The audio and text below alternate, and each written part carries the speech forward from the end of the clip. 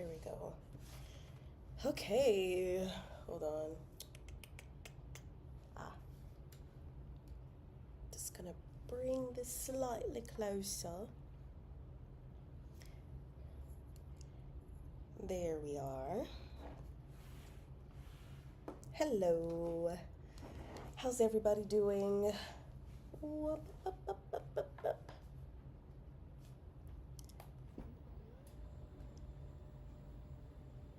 There we go. Hi, Cookielicious. How are you? Good morning. I don't know how I'm awake right now, but I am. Also, good afternoon, NFS. Look, it'll be afternoon for me in one more hour. Just give me a little bit more time, and I'll be in the PM, in the PM, as I like to say. Also, did I accidentally leave these on? Is that why?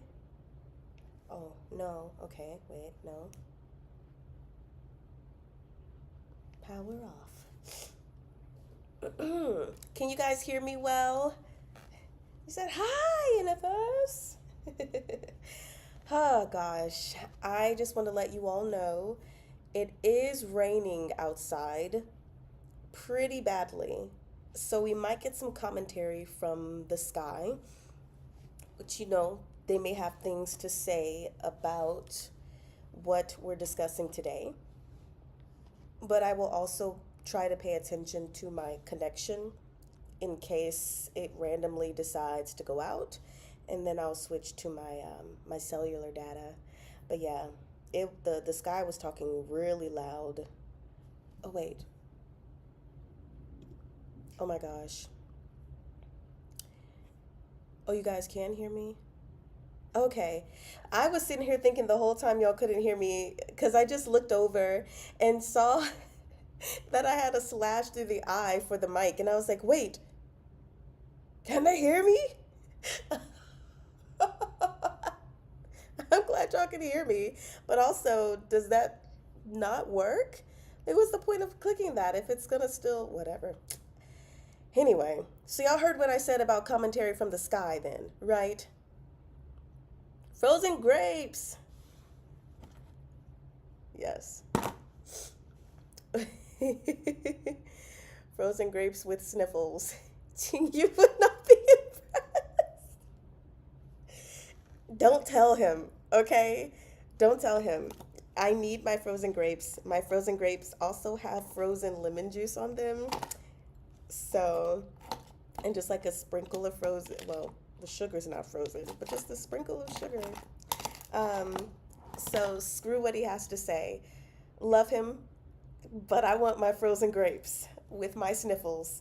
It is what it is. So, but but yeah, so we might. You said not late. Yes, you were not late. Oh, my zipper like rubbed against my table.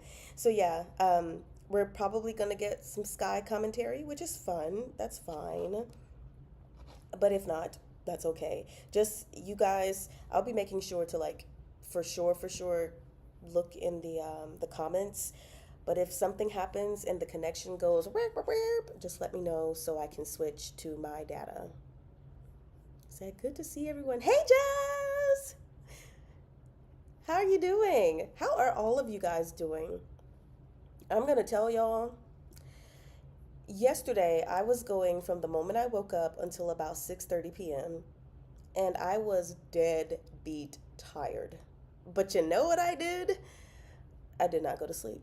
I forced myself to stay awake messing around for a little bit, but I didn't read because I was like, yeah, I don't have the mind to do it. So I stayed up until a little bit after 10, and I was just like, yeah, I'm just going to fall asleep. And the reason I didn't let myself go to sleep at, 7 o'clock was because whenever I go to sleep that early, I'm going to wake up early. And not just regular early, like, 6 and 7 in the morning. No, I'd be waking up at like midnight, 1, 2 a.m. So I tried to push back the time. I still woke up at 2 a.m., 2 something. I was not very happy. And so, yeah, I stayed up from 2 a.m. to 7 a.m. Yep.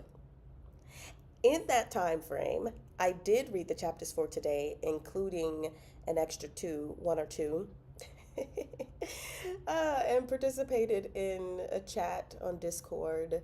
So that made it take longer on top of the notes that I take. But yeah, your girl has yeah. I don't think I've gotten the proper amount of sleep or even consecutively proper amount of sleep. So, yeah, he said, I am alive, and kitties have been possessed by the goblin brain. Nice. Well, at least you're alive, and you have your brain, but the kitties have the goblin brain. So, yes, hope you guys got your frozen grapes. I finally got mine. I did eat a bowl of cereal, and I was like, hopefully, I can stave off any hunger that may come. I have already finished the reading for the first set of chapters from volume 4 of QJJ. So, Patreon, y'all will get them first. Very nice opening to volume 4, might I add. Kitties are goblins. My working theory that between barn owls, cats, and people boinking in secret, it covers all the supernatural events recorded. What? Oh, I was just on a Discord with someone who said they have 12 kitties. I was like, whoa, that's so many kitties. Is that expensive? That's a lot of kitties. I feel like I could barely manage one. Look at the inside of that. It's so awesome. Hold on. Let me see if the light will. Yeah, okay. You're in the grocery store getting grapes.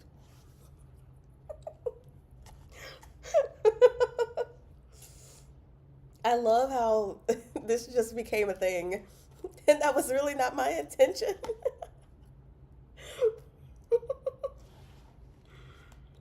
Mm-mm.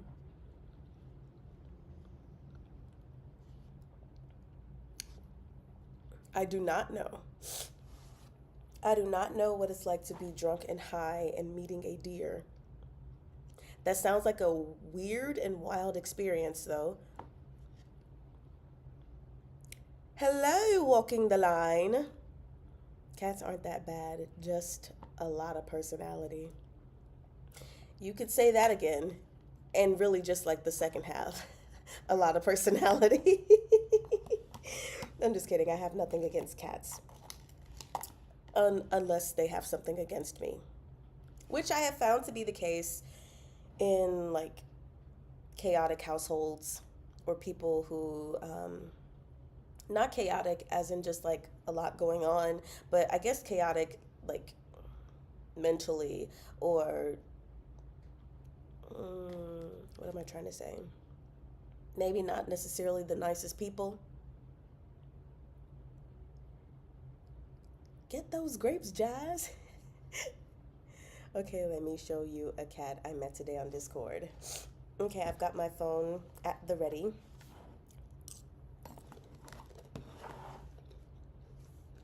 I'll show you guys. That's really tasty. That was a tasty grape. Mm. Make sure to get green, by the way. Get green. I mean, you can get other colors if you want, but probably don't freeze them. I've had frozen red grapes before, and pretty much like NFS said about their experience, it's nasty.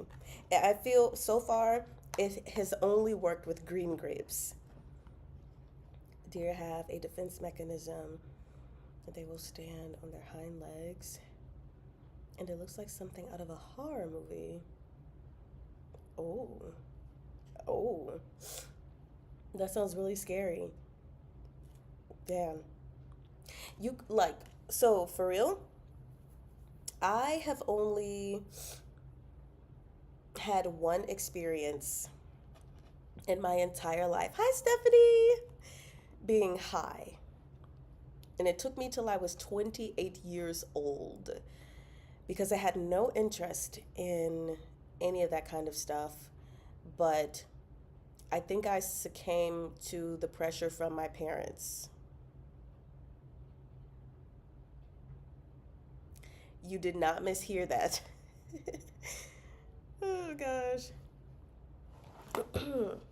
Oh, I thought it was your picture. But it was something that they did, and I never had an interest in it. Kind of like at one point, I also said I would never get locks, but my stepfather at the time, he had locks, and they were like, "You would look so good with locks," just over the years. And I was like, "I'll never get locks. I'll never get locks."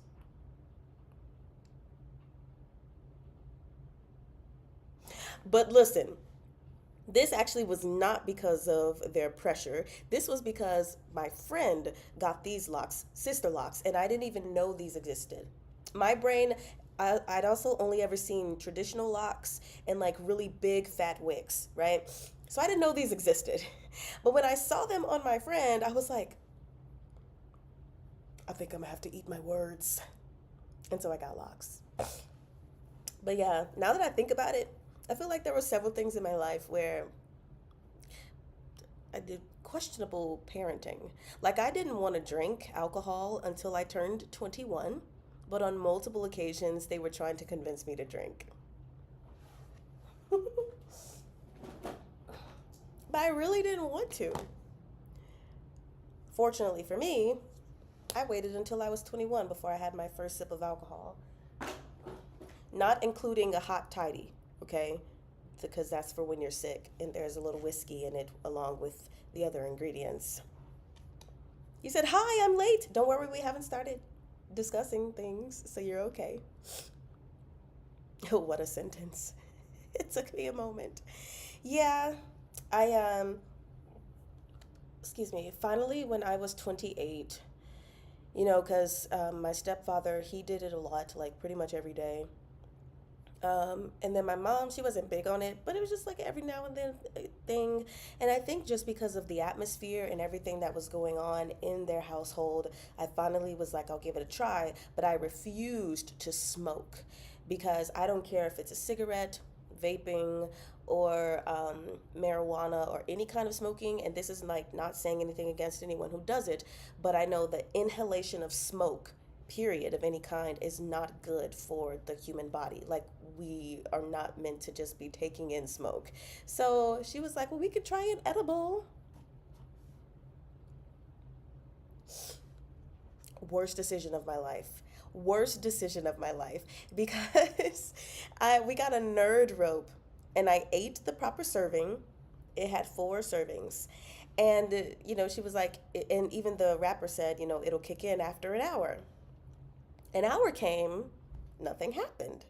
So we waited like an hour and 15 minutes. No, I'm sorry, not an hour. 30 minutes, I believe it said.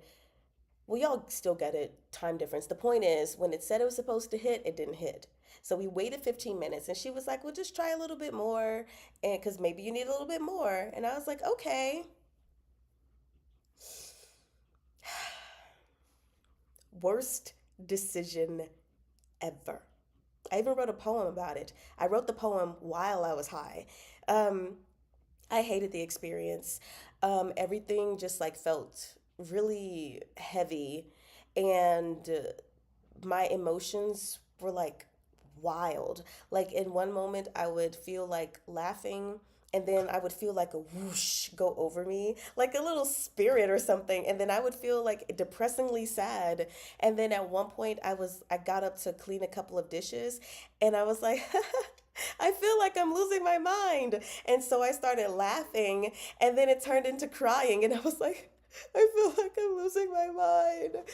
And then, like, I just had so much anxiety because of the dynamic between my mother and my relationship. And so I was like, does my mom think I'm cool high? Or am I like super lame to her? Because, like, something that I always did when we were growing up is whenever someone burped, I would immediately rate their burp on a scale of 1 to 10. because I had the gnarliest burps. But she burped apparently, and she was like, "Oh, I know you're high." And I was like, "How?" And she was like, "Because I just burped and you didn't rate it." And I was like, "You did?" And then it like happened again. And so I was like, "Oh my gosh, I'm not even my normal self. My mom probably thinks I suck high. This is bad." So my anxiety was the worst. And I realized while I was typing and like the letters on the keyboard were like magnifying, and I don't know, it was really weird. I was like, yeah, I don't need to do this again. And like, I never fully gave myself over to the high. And maybe that was why I had such a bad experience instead of just letting it take over. But I don't like not being in control. And so I was like, no. Whatever this is, I'm not going to give into it because I don't like it. And I don't want to lose control of myself like that. And so I was like, yeah, when I got high, I felt really low. So I realized I don't need to do that kind of thing to have fun at all. I did try it one more time with my sister and discovered um, that it really was due to like the anxiety and the stuff with my mother that caused me to spiral. Because like when I thought about my mother, I could feel the same things happening when I was with my sister. But when I just let it go and focused on what we were doing, I didn't have those anxieties. But still, I was like, yeah, okay, I tried it with my mother and realized, okay, maybe doing it with her was a bad idea. Tried it with my sister. It was fine, but I was like, this isn't something that I want to like do. So I was like, nope, I don't regret the experience, but I'm just not going to do it ever again. Really random thing to tell y'all, but yeah, I felt like I needed to have the experience. And I always said that if I ever did want to try it, that I would try it with my parents because they were people that I knew, people that I trusted stupidly. Anyway, grapes are back on the menu in summer again. Yes, which isn't smart. We already, NFS has already called me out and said that Lin Yu would not be impressed. Oh well. I won't eat them all. I'll just eat a couple and then put them in the freezer. Yeah? Mm. As a neurodivi, I react weirder to that stuff than coffee. And it's just bad. Ew. It was so bad. It was the worst experience. I was just like, no.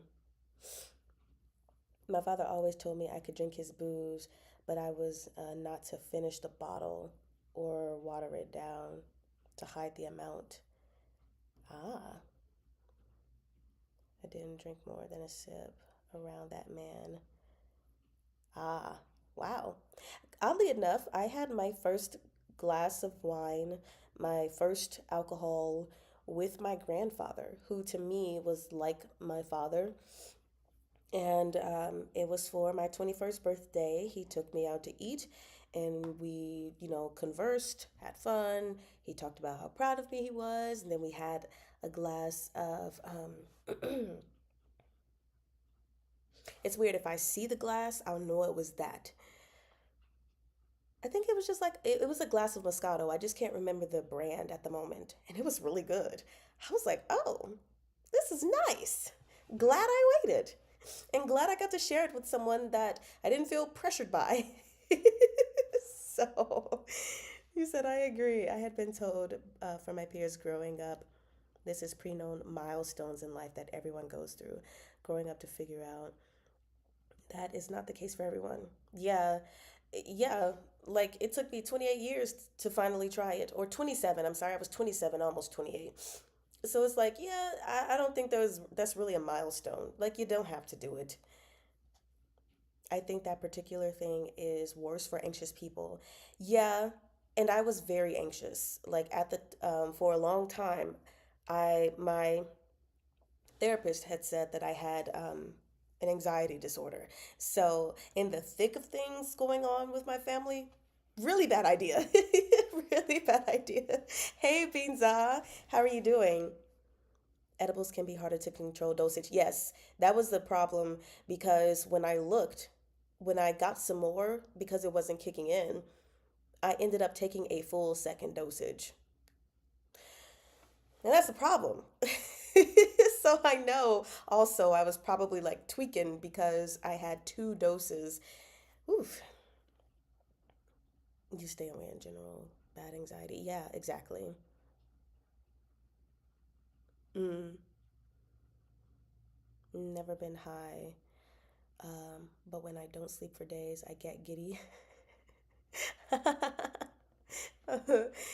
Somehow feel happy after my headache and migraine wears off. Ooh, it's really weird. Well, I hate that you also get like the headache and all of that stuff.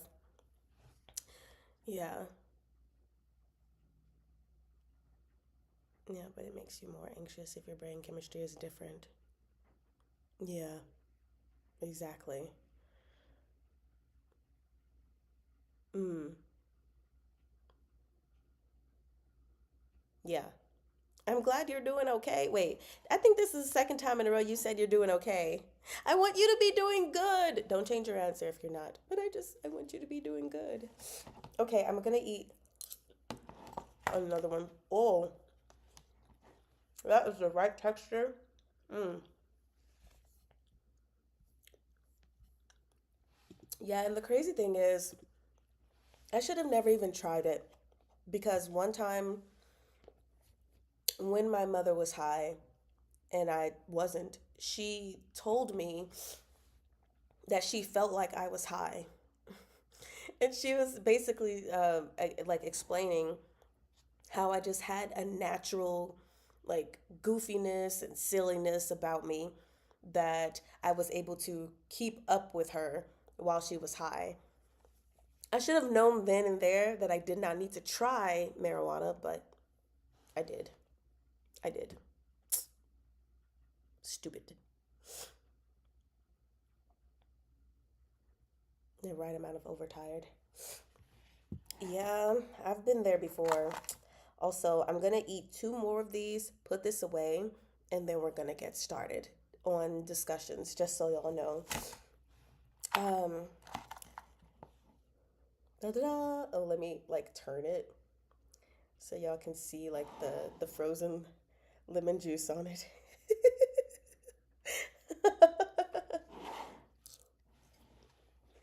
Mm. Now it feels like slushy. Also, NFS sent the cat, but it's a video, so let me watch it first. Oh my gosh! Oh my gosh! This kitty's so cute! Oh my gosh! These eyes, terribly beautiful. Here you guys go. Wait, hold up.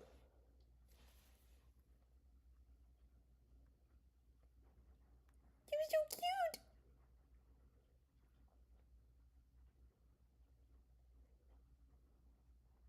Don't make me want a cat. I don't want a pet. You said ignore my allergy caused Jason breathing. Well, we didn't even hear it, so we're all good to go. NFS, your cat is absolutely adorable. Ah, what type of kitty is this one? So cute. I don't want a cat, but like y'all keep showing me these gorgeous cats like you're trying to convince me, but I don't need a pet. I tell you that right now. So I just need to borrow someone's cat like every now and then. Oh, it's not yours? Oh, oh, just a rando on the street. Oh, oh. Got it. Cool. That's fine. Hmm. Okay, one grape down. Or was it one more grape I was supposed to eat? I don't remember.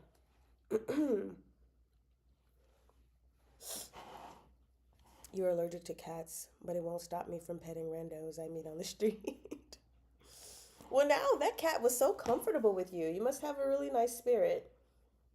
Although I saw in some YouTube comments that when someone called you nice and you were like, I am not nice. Fake news. I'm looking at the video again. Yeah, this kitty is super comfortable with you. You'll be back with your cat in a few hours. Yay, yay. You said you want to cuddle Yeti. He is adorable, snuggly, and hypoallergenic. Nice. Well, your family has parrots. Do they talk a lot? Also, I think this is my last grape and then I'm put it away. Maybe at least Qingyu can be impressed with my self control. I'm not eating all of them, just some of them. I'll be right back.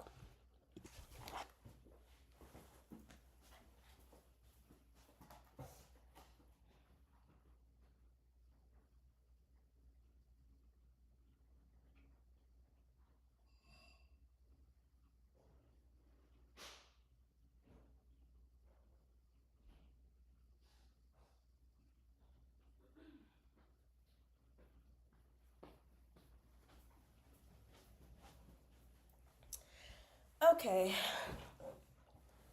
on the way to the refrigerator, I did eat another one. Oh gosh. Hmm.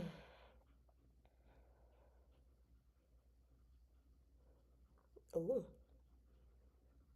you are cat spirit though. I see. Cats know their people. Hmm. Well, that cat was so pretty. Very beautiful. So, you guys, actually, hold on. Let me check. Okay. No, it was one extra chapter that I read.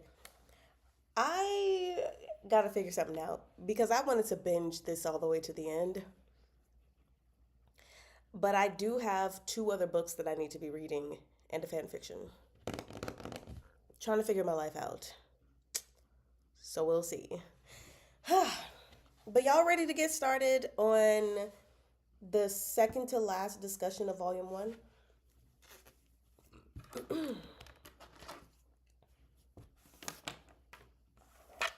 Let me grab my notes. And there is another picture. If I'm not mistaken, it's the last picture in this book. Not happy about that. Yeah, these chapters were very short. It was only like 30 pages. But when we did the vote, everyone said 3-5 instead of 4-4. So, okay. Coming off of the last chapters, which we just read them, so we're fine. But Wan Chung was up out of the bunk bed, staring at Lin Qingyu to let him know, I'm 18. Hey, I'm 18. Up at midnight. Oh my gosh, he is so young. I remember doing that. Being up at midnight, like, it's my birthday, hey! Or up for my best friends, like, it's your birthday, it's midnight. Anyway, we have the opening of chapter 31, where basically Qingyu is just like, he's 18 today. Lu at like Lu Wan Chung should be about 20 or so. So it must be him. I was like, okay, so we're just gonna casually think about the fact that Lu Wan Chung is 20, but so clearly this is the other person inside of Lu Wan Chung or something. We're just casually thinking about this. We just casually accepted this. When did we do this? I don't remember knowing that we did this. I mean, he's had this moment before, but I was just kind of like, so we're sticking with this. Okay, fine, sure. So anyway, on page 352, we have this cute little moment when Tingyu is getting down from the bunk bed, and Wan Chung reaches his hand out, and he to like help him. Tingyu at some point actually has his hand in his, and he was like, "Oh my gosh, did that count as holding hands?" Sort of, not really. I was like, Wan Chung, you were so adorable. You were so adorable, and you were so smitten. And again, because I think I said this Thursday, have you come to terms with the fact that you're smitten? Have you come to terms with the fact that you have your a crush at the very least on the protagonist? Please say you've come to those terms. So He was like, I didn't want to wake you, but sharing this moment was very important. And you said, love characters who actually think and pay attention. Yes. He said, princess escort. Right? And so he's just like, that where I'm from, again, just casually talking about this, your 18th birthday is very important. It's when you become legal. So they're just having this whole little casual conversation, sitting down on Chingyu's bed.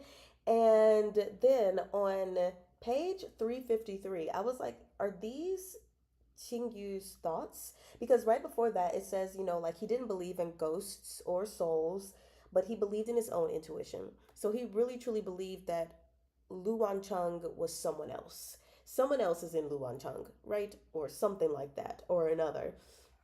And then the next page is like, the young man would be a healthy and clever yet lazy youth who could never get enough sleep.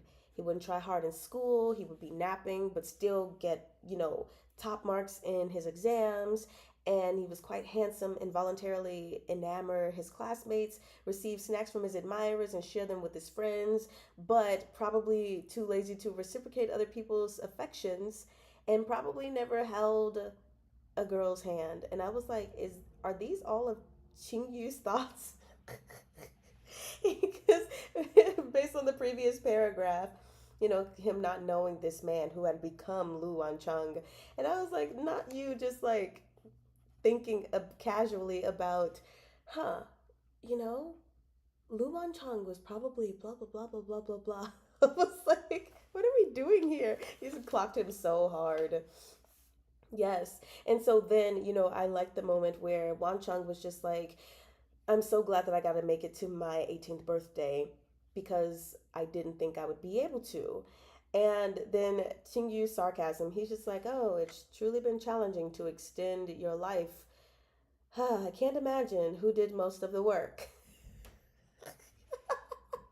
And Wan Chung is like, of course it was you.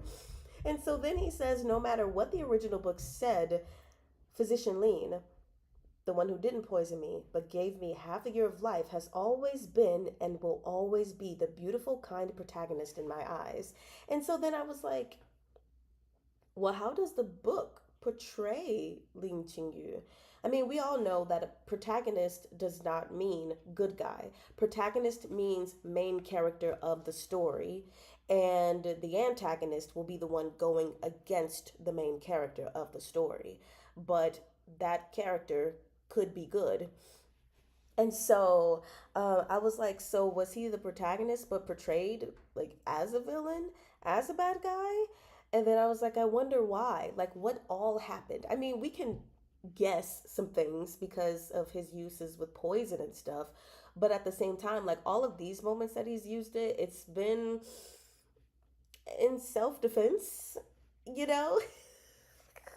Okay, maybe not always. Okay, revenge. So anyway, I just thought that was interesting, and I was like, huh, was he the villain in his own story? The sarcasm back and forth, I love it. It was really, really good. And so you say he remembers every little quip out of line.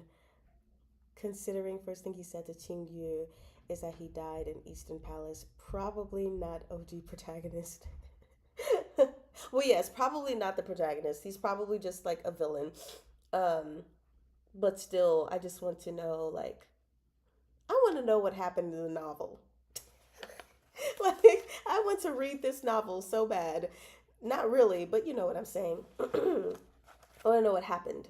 And so then we have, did I say all these already? Yes. So, so Qingyu is basically like, well, what do you want? Or what are some traditions y'all do? And or maybe he didn't ask. Hold on. Wan Chung ends up telling him about the tradition of doing the longevity noodles. And Qingyu is like, I'll have someone make them for you. And he's like, why don't you make them? He's like, I don't know how. And so then he offers to do something else for him, which is give him acupuncture. And that's, I was like, oh, that's nice. That's kind of just, um, oh, wait, am I skipping ahead? No, I'm not skipping ahead. He offers to give him a good night's sleep. I'm gonna show y'all this picture in a second. But when I read the words, on Lu Wancheng's 18th birthday, Lin Qingyu gave him a good night's sleep. I'm sure y'all can guess where my mind went. Because when he was talking to him about all the things that people do on their 18th birthday, you know, one of those things, he was like, someone can go to a hotel by themselves or, you know. And so I was like, oh, he gave him a good night's sleep, eh? With acupuncture. But no, I thought it was really sweet because it's not all Qingyu knows how to do, but it's all he knows how to do. And so he offered something that I feel like was from the bottom of his heart. Like, well, I can give you a good night's sleep. Let me do the acupuncture. So I was just like, okay, here is the picture. You are the kind one who reads the OG proud demon's way after all. Wait, hold on. Trying to make sure I get it in the camera. Look at them. Just like sitting and chilling. I love it. Sitting and chilling and chatting.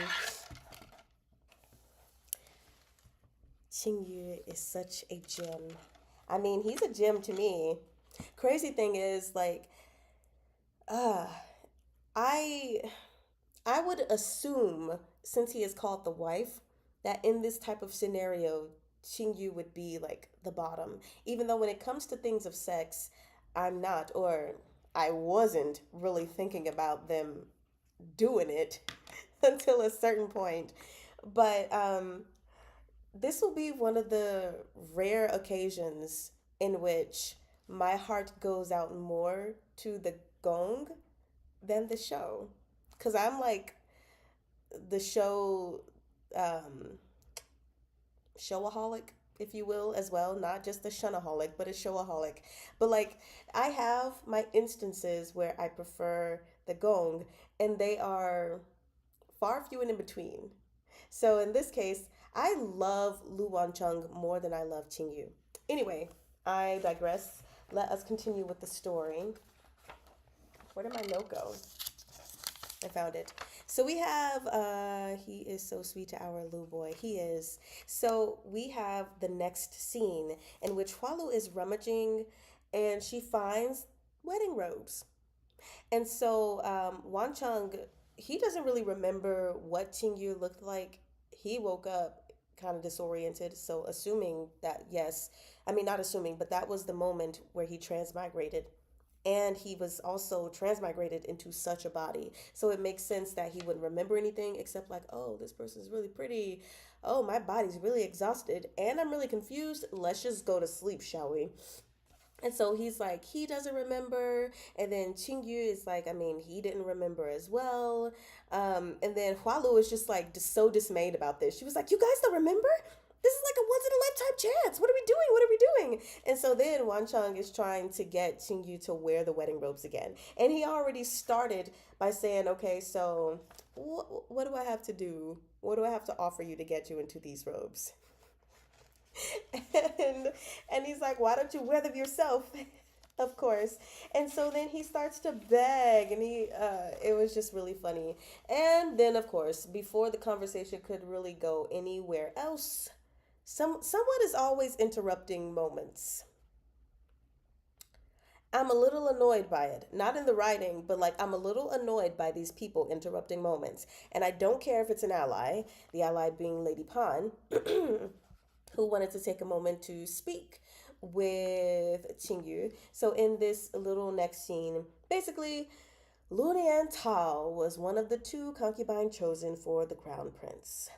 All of the ladies, they had, shown themselves. They went to the palace, presented themselves before him. This is obviously their chance to impress him and everything. And And I know I kind of said what happens in the next chapter, but anyway, so she goes there, and when I wrote my note of them being invited to the palace, I said, honestly, the crown prince might pick Nian Tao just to get closer to Qingyu. Like, that's just how I feel. He doesn't give two craps about you, but he's probably going to choose you just because you're associated with Qingyu. So then we kept reading, right? And Lady Pan is like, she typically prefers girlish light pink, but today she wore all white to the palace. I didn't even finish reading, and I was like, excuse me? That's Qingyu's color. Are you deliberate? What are you deliberately doing this? So then I finally was like, okay, let me continue reading. She didn't wear too many hair accessories either. And I was like, so it is deliberate. I was like, that's totally Qingyu style. Like, you can't take that. Okay? Stop it. So then, Ling Qingyu was like, don't worry about it. He's got a type, probably. Then Lady Pan goes on to say that she put on makeup and put a mole right under her left eye, just like Qingyu. And so I was like, okay. Mind you, in my notes, when I saw she's wearing white, girl, go sit down somewhere. So when I got to the part about her putting the mole under her eye, I was like, didn't I tell you to go sit your ass down somewhere? In my notes, I was like, what exactly are you hoping to achieve with this? Like, getting into the palace? But girl, that is not the way to do this. By making yourself look like Lin Qingyu because you know he has a thing for Lin Qingyu. I was like, I was like, ma'am, go sit down. Again, please go sit down. And so, of course, Qingyu is not concerned about this at all. He's like, let her do whatever she want to do. Less problems for me, more problems for her. So then at the end of that chapter, of course, Lady Pan mentions the near death of Wan Chung, and he's like, don't worry, I'll prepare his rights. I don't want to talk about that. So then we move on to chapter 32. And just 3 days after this whole flower viewing party, a eunuch from the palace comes to the Marquess's manor, and he's letting them know that ding, ding, ding, wow, Lunian Tao has been chosen. She's one of the two that's been chosen. And then she set up, she conveniently lost her perfume sachet and conveniently bumped into the crown prince when she was looking for it. Yeah. And apparently, she was very serene and charming, but also friendly and open. And he was immediately smitten. And I was like, really? You were? What happened to you saying that you would have fallen in love with Qingyu at first sight, regardless of, the Jing Chuan lady? Again, you didn't fall in love with him. You fell in lust. Because you just, what? But then I thought it was also funny that Lin Qingyu was just thinking, like, are there really people who want this kind of luck? Like, you're going to be a concubine. You're not even the main wife. And then considering the position the crown prince will be in, do you really think that his wife, the future empress, will be happy with you there? Absolutely not.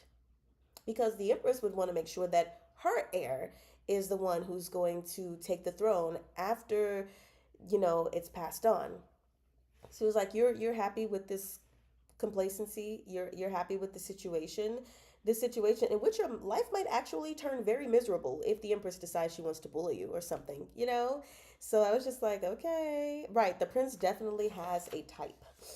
And so, although it is pretty funny because even though he has a um physical type, he definitely, I would say, doesn't necessarily have a personality type, because of course he immediately wants anyone that just looks like the girl. Actually, I guess if he has a personality type, it would be someone like Lin Qingyu who doesn't want anything to do with him, which is bad. Because of course we know from another chapter that once he gets what he wants, he doesn't care. So that's like just concerning that you only want what you can't obtain. You like people who aren't showing interest. Okay. Um, she got manipulated into it by them so well. It was chef's kiss manipulation skill from our boys. Just a mole under the eyes. Man likes to chase, right? Likes to chase, but doesn't actually like to catch the target. And it's like that's the part that I found funny because when he had a little talk with Qingyu at the temple, he was like, "One day I'll have you lying beneath me willingly," and I was kind of like, "Are you sure that's what you want? Do you want him to be willing? Because then you're just gonna lose interest, apparently. Like what? That argument and all, it was good." Yes, all of that, all of their planning to get her in there was perfect, and I was gonna say something else, but reading that comment made me forget about what I was going to say. Oh, I know what I was going to say. If it had not been for the fact that they are definitely Wan Chung and Qingyu are definitely plotting for this man's death, to me it's like Luni and Tal, you are really an idiot. Because I'm sure you're thinking that, oh, if I become the concubine, then I have authority. And I'm sure because of how conniving and stuff she is, she would definitely want to get revenge on Qingyu for certain things, right? That have happened in the manor. But we know that Xiao Cheng has a clear attraction and obsession with Qingyu. So, without her knowing the plot and all the stuff that's going to happen, one could assume that if there was someone else that he wanted to bring into his palace, it would be Qingyu. And more than likely, I'm willing to bet he would want Qingyu as the main wife. I feel like he would because Qingyu doesn't want him. And so then, like this would just be what I would be thinking, or maybe it's just I'm saying I would be thinking it because I'm on the outside looking in. But we know how attracted he is to this man who clearly is rejecting him, and you even dressed up to look like this man. Your brother's gonna be dying soon. At least we think so. I'm sure he's gonna die. It's called Thrice Married to a Salted Fish. So he's gotta go and come back. And then go and come back. Don't like the sound of that. But that's just what my thoughts are thinking. And so it's just like, okay, we'll see. We shall see. So anyway, I need to make sure I'm keeping up with my notes. Hold on.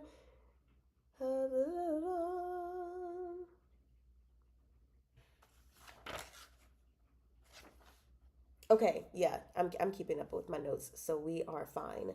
So then we get to learn that Lady Liang is basically taking a whole bunch of items to gift, for the dowry, and she's even taking gifts that were given directly from the Empress Dowager to Lu Wan Chung and sending them to the palace. I have not. I don't remember if I said Lady Leon can go to the well, but if I haven't, I'm dangling her over it.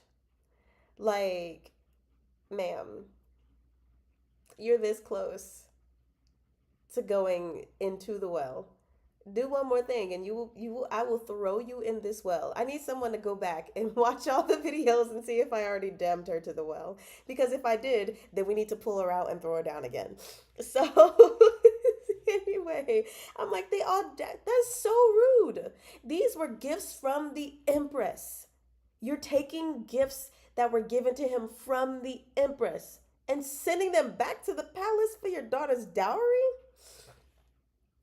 Okay. But then, meanwhile, to the well, yo her. So then, Qingyu is just like, it's whatever. Let her take it. And he's just like, yes. Let her make new clothes. Let her do everything that she wants to do to entice Xiao Cheng so that he can die on top of her one of these days. And I was like, yeah, I'm for this. I was like, am I evil? Am I bad for rooting for this? Okay.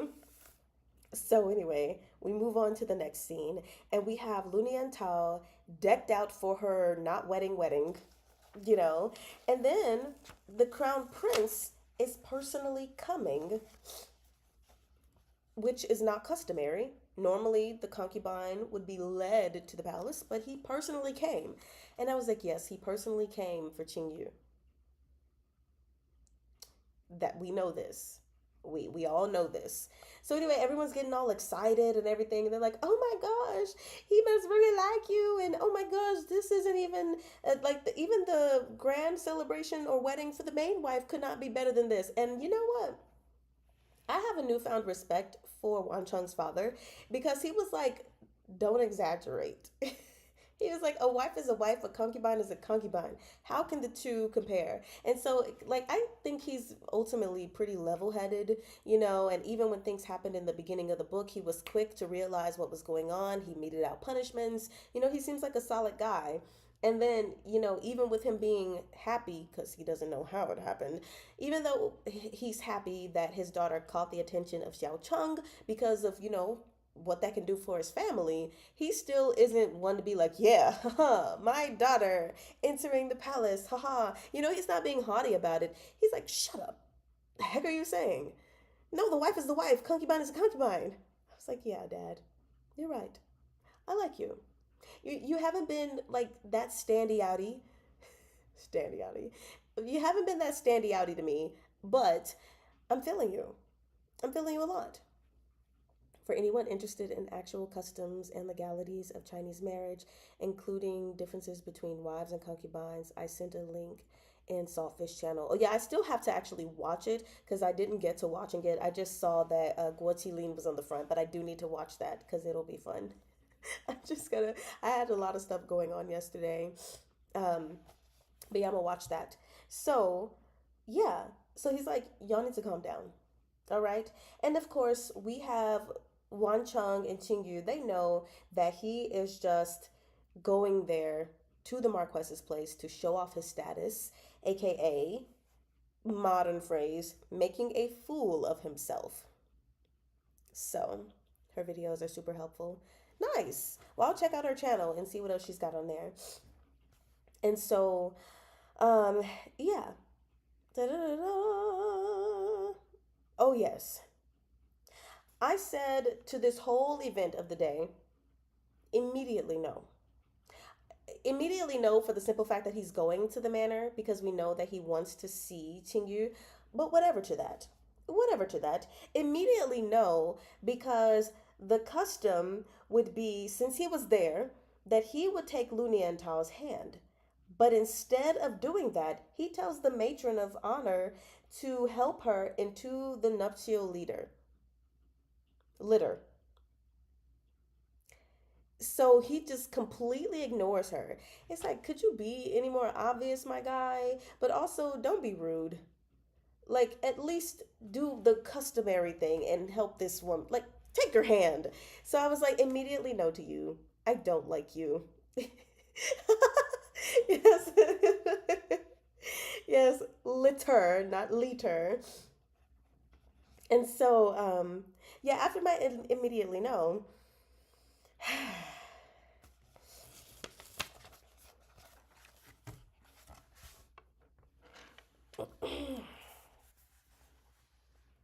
nope, wrong page. Hold up. I'm gonna get this. I'm trying to work around my mic. To the fucking well. Oh my gosh. This entire interaction to the well, to the well, throw him down the well, bring him up, throw him down the well again, bring him up, throw him down the well again. I don't know how many times we're going to do it. We're just going to do it until we are satisfied, which will be never, because this man, I don't even think greasy is this even the word for it anymore? Like fast food paper. Oh my gosh. Oh my gosh. Not he just completely dismisses the concubine on their wedding day. He goes over to Lu Wan Cheng and it's like, oh, cousin, Imperial Mother and I have been worried about you. How have you been lately? And of course, Wan Chong is like, oh, you know, and we said, have you been feeling better lately? And Wan Chong's like, nope. I fear I have to keep worrying you guys. And so he's like, bends down to speak closer to him. And he's like, don't worry, cousin. After you go, I'll take good care of Xiao Qing Yu. I read those lines, yo.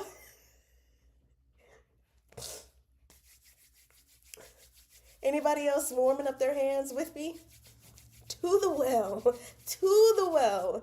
So then I kept going, and Wan Chong joked back at him because he's like, I am not intimidated by you, my guy. I know you're gonna die as well. And then he goes on and, says more stuff like, just conserve your strength. After all, when one dies, everything ends. And so Wan Chong says, please don't worry, Your Highness. Nothing will be over until I say so. And I was like, come on, come on, Wan Chong, you better. Okay. I just got so excited. I love Wan Chong, y'all.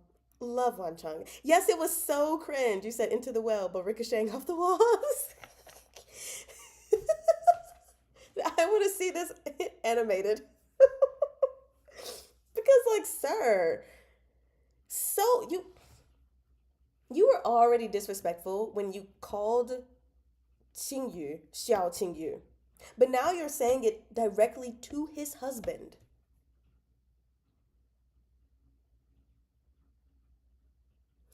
I'm trying to make my eyebrows as expressive as possible.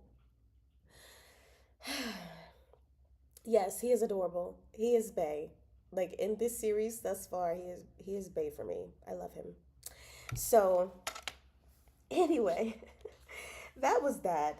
And then he was like, okay, let's go back to the palace. And even Qing Yu was like, he already has Xiao Cheng, so like, why does he still want me? Of course. And then Lin Qing Yu's perspective on this whole thing is amazing. And he was like, do you know what people who are trying to replace someone have in common? And then he says, they prefer to ignore things they already have. And they always desire what they can't have. And you've become the first person to object him. So now he's seen you in a different light. And I was just like, lovely. Just lovely.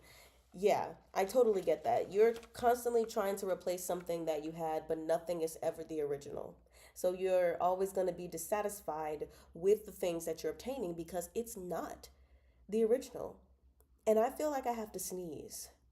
So maybe if I talk about the fact that I have to sneeze, the unction to sneeze will go away. Sneeze, sneeze, sneeze, sneeze, sneeze, sneeze, sneeze, sneeze, sneeze, sneeze, sneeze, sneeze, sneeze, and yeah, it went away. Okay.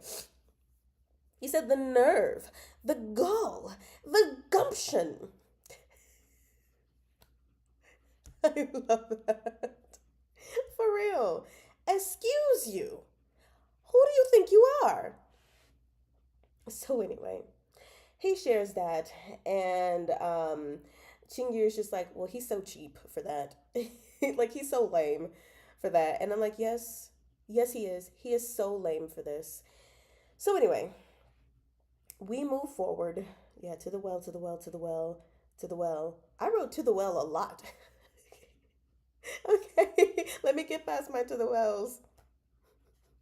Okay, so eventually the funeral parlor, he gets there, but he's standing outside because he doesn't want any bad, fortune on the family. So Qingyu goes to him and, he states that he wants everything to be to Wan Cheng's tastes. And I was like, oh, I don't I don't like where these chapters are going. But I already knew he was dying, but like I don't want us to continuously talk about the man dying. Can we just not? So anyway, we get to the final scene. My note says Wan Chung is dying. Wow! Oh my god. Ah. And he's also wanting to know, like, is there any news from the Eastern Palace? Like, is he dying? Is he dead? Is he super, super sick? And Qingyu is just like, no, not yet. It's gonna take time. And then he even is thinking like, okay, the incense could take months to yield results. And I'm like, months? Wan Chang doesn't have months. If he's still alive when Wan Chang dies, we don't have months. So we need to figure something else out. Okay. And then, Ting Yu is just like, he doesn't want to talk about that. So he goes to ask Wan Chang what's his favorite color. And he says red. And I'm like, is red really your favorite color? Or is the prospect of seeing Ting Yu in red again your favorite? The reason why it's your favorite color? Which would still make it your favorite color. But, like, I think you just want to see him in red. And then he says he wants to pick his own coffin because he wants a comfy one, which sounds about right for our salted fish. He said that whole segment is so sad, so sweet because the two care for each other so much in little things. Yeah. Which brings us to this next chapter, because that chapter was very short. Actually, all the chapters in this book are short. It's just that we're usually covering 5 chapters instead of 3. 5 or 6. Preparing for one's own funeral is so sad. Yeah, precisely. So we move to chapter 33. And yes, Wan Chang has started planning his own funeral.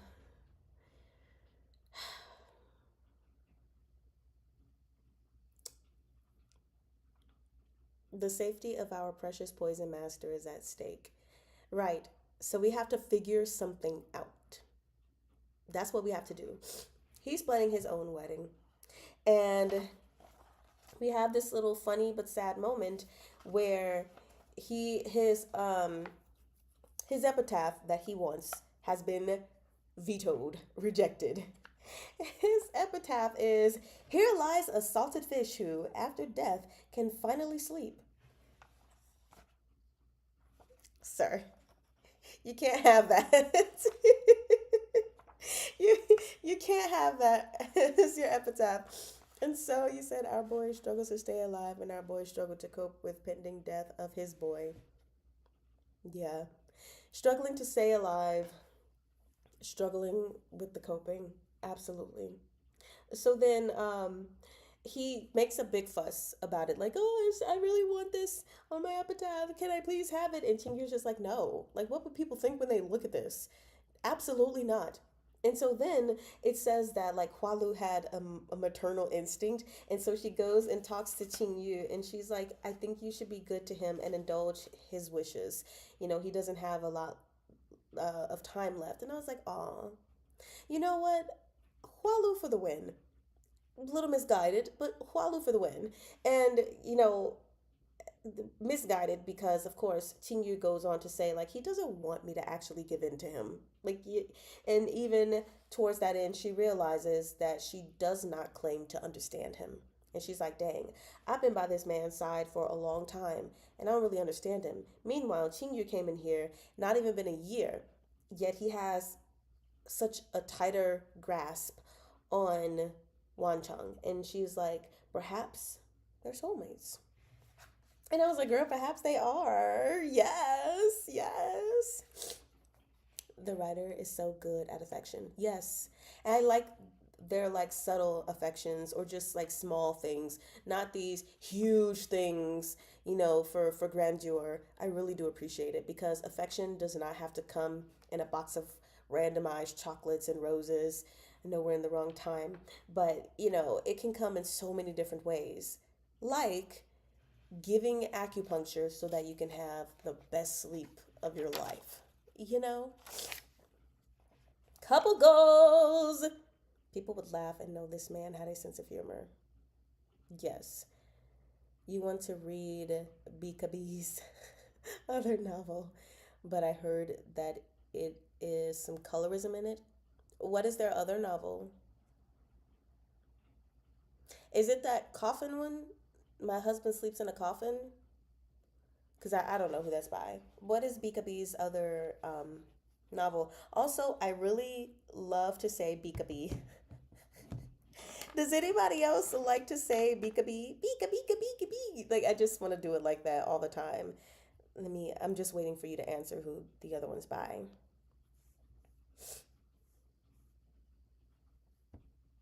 Although I could look it up myself, I guess.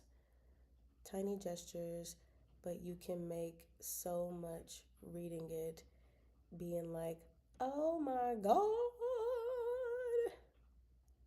I mean, you could feel so much. Why did I say make? This my lack of sleep. A Beakabee sounds like Pokemon. Beakabee. He said two emperors royally smitten. Oh, I don't know about that one. Okay, I'm assuming that's one that's not officially released. Is that one still not officially translated? Um, well, I guess the question to ask, which is the same question I asked about the officially published book where people say there's colorism in it, is it colorism for colorism's sake, or is it colorism because it actually fits the time that the people are in and the views that the people are in? Because there's a difference. Um, so if anyone who's read it before can tell you that, I think that would be, really nice. But at the same time, also you might just want to like take a look at it yourself, because one thing I have realized when it comes to some things is that, especially in Danmei world, you can't really trust what people be saying. I honestly find a lot of people very unreliable when it comes to things Danmei related. And so I do think that's important to know, if it's colorism for colorism's sake or colorism because it fits, you know, kind of like reading a book from, I don't know, in America, like the setting is America, it's 1925 and there's racism. Well, yeah, there was heavy racism at that time period. So, points at SVSSS. I'm pointing at Arha. I remember so many people were like, oh, Arha is about Arha is a toxic relationship between, the two main characters, and it's really unhealthy, blah blah blah blah blah. And so I was a little apprehensive going into Arha, but I was like, I'm gonna still give it a try. And I saw a comment from someone that was like, no, that's not the point of Arha. Like, is there toxicity? Yes, but between like the main characters, the main timeline, okay, without giving spoilers, um, the relationship is not toxic. Is there some trauma in the main timeline? Yes, that needs to be worked through. Was there toxicity in a different timeline? Yes, there was. But it was so much more complex than just, oh, it's toxic, it's really bad, it's unhealthy, you shouldn't support or read Arha. When I read Arha for myself, I was like, I mean, Morjan,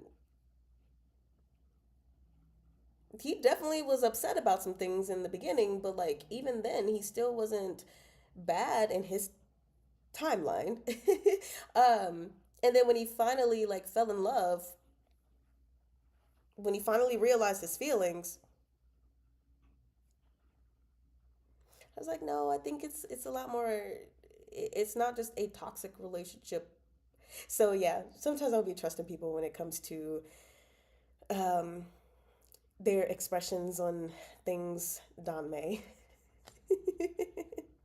You said you might read it yourself and check it out because not many people have read it. Ah, there's a short summary animated video by Luoshu Reads. A lot of people also judge without any media literacy. Yeah. And a lot of people also judge, like give a final judgment without having read the entire thing. Which, don't get me wrong, in some cases, like, I don't know, I think it's fair to give a judgment on what you have read, but not fair to give a full judgment when you have partial information. Like for me personally, I have decided I am not going to continue reading Case File Compendium, but I wouldn't dare give my opinion about the series when I haven't read it. I would only give my opinion about book one. not books 2 through 10, which I know we're not all the way to 10 just yet, but it's like, no, no, no. So you said the case file compendium is the real toxic relationship. So I have heard. I have heard it's very, very toxic. I've also heard some people say that there's some kind of redemption or something in there, which, things can start toxic and then turn. So even then, I'm still just kind of like, I mean, okay, I haven't read it for myself, don't really care to. So even though it is toxic, does it become not toxic, which I think would be something important for me because I don't want to read something that's just toxic for toxic sake, you know? Um, anyway. Oh no, what am I doing? Mind you, there is serious issues across media, and there is also the whole nuance thing. Exactly. Mm, mention is not endorsement. Characters need development, etc., etc. Absolutely. Yeah, you're right. Like, I don't know. I just think it's quite interesting sometimes to see people's thought processes on things, especially without full context. Because, like, the new series I told you guys about that I'm reading, I went down to look at reviews and glowing reviews. Um, but meanwhile, I saw one review of someone basically saying this is more like a horror story and less like, a BL or romance. And I was like, well, it's friends to enemies to lovers. Are we ex- are we expecting this to happen in book 1? There are already 4 books on Amazon, and book 5 and book 6 I believe are out on their Patreon, and they're working on a book 7. Like, are we expecting everything, the friends to enemies to lovers, to happen in book 1? Like, what are we doing? I was like, okay, all right. You said, I don't blame you. The case file isn't the best written. Oh, I was like, as if you can. Did I do a good eyebrow raise? I don't think so. My eyebrows are too thin for all that. Hold on, I'll just lift this one. There we go. I keep reminding myself that there are so many kids online, and some of them really want to sound smart.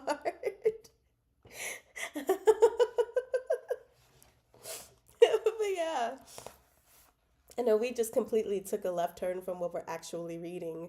But yeah, so I don't like, I have a select group of people that I choose to trust, and not always, but choose to trust them when it comes to book recommendations. And I kind of just stick to that because I'd be scared sometimes about people's opinions. Like, and it's also why I don't do book talk. Like, do I post about the Don Man stuff on my channel? Yes, but so I'm part of book talk, but not the traditional book talk. I'm part of Don May book talk. Okay, but I also don't care about it. So, like, when it comes to giving recommendations, I have always tried to make it as thorough as possible for people to know why I'm recommending it.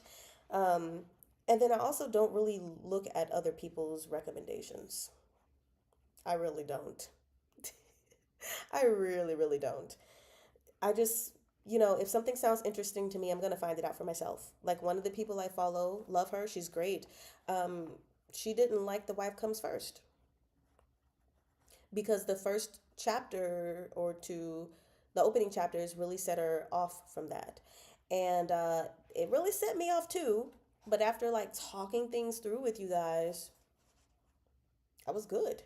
And I love the series. Is it my favorite? No, I don't know. I mean, we haven't even finished it, but like, yeah, I love it. So, oh, movie channels. Mari Chan. Yes.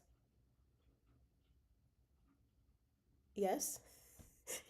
You just said my name. When someone asks me for a recommendation, I try to figure out what they like and don't like, and I don't know what to recommend.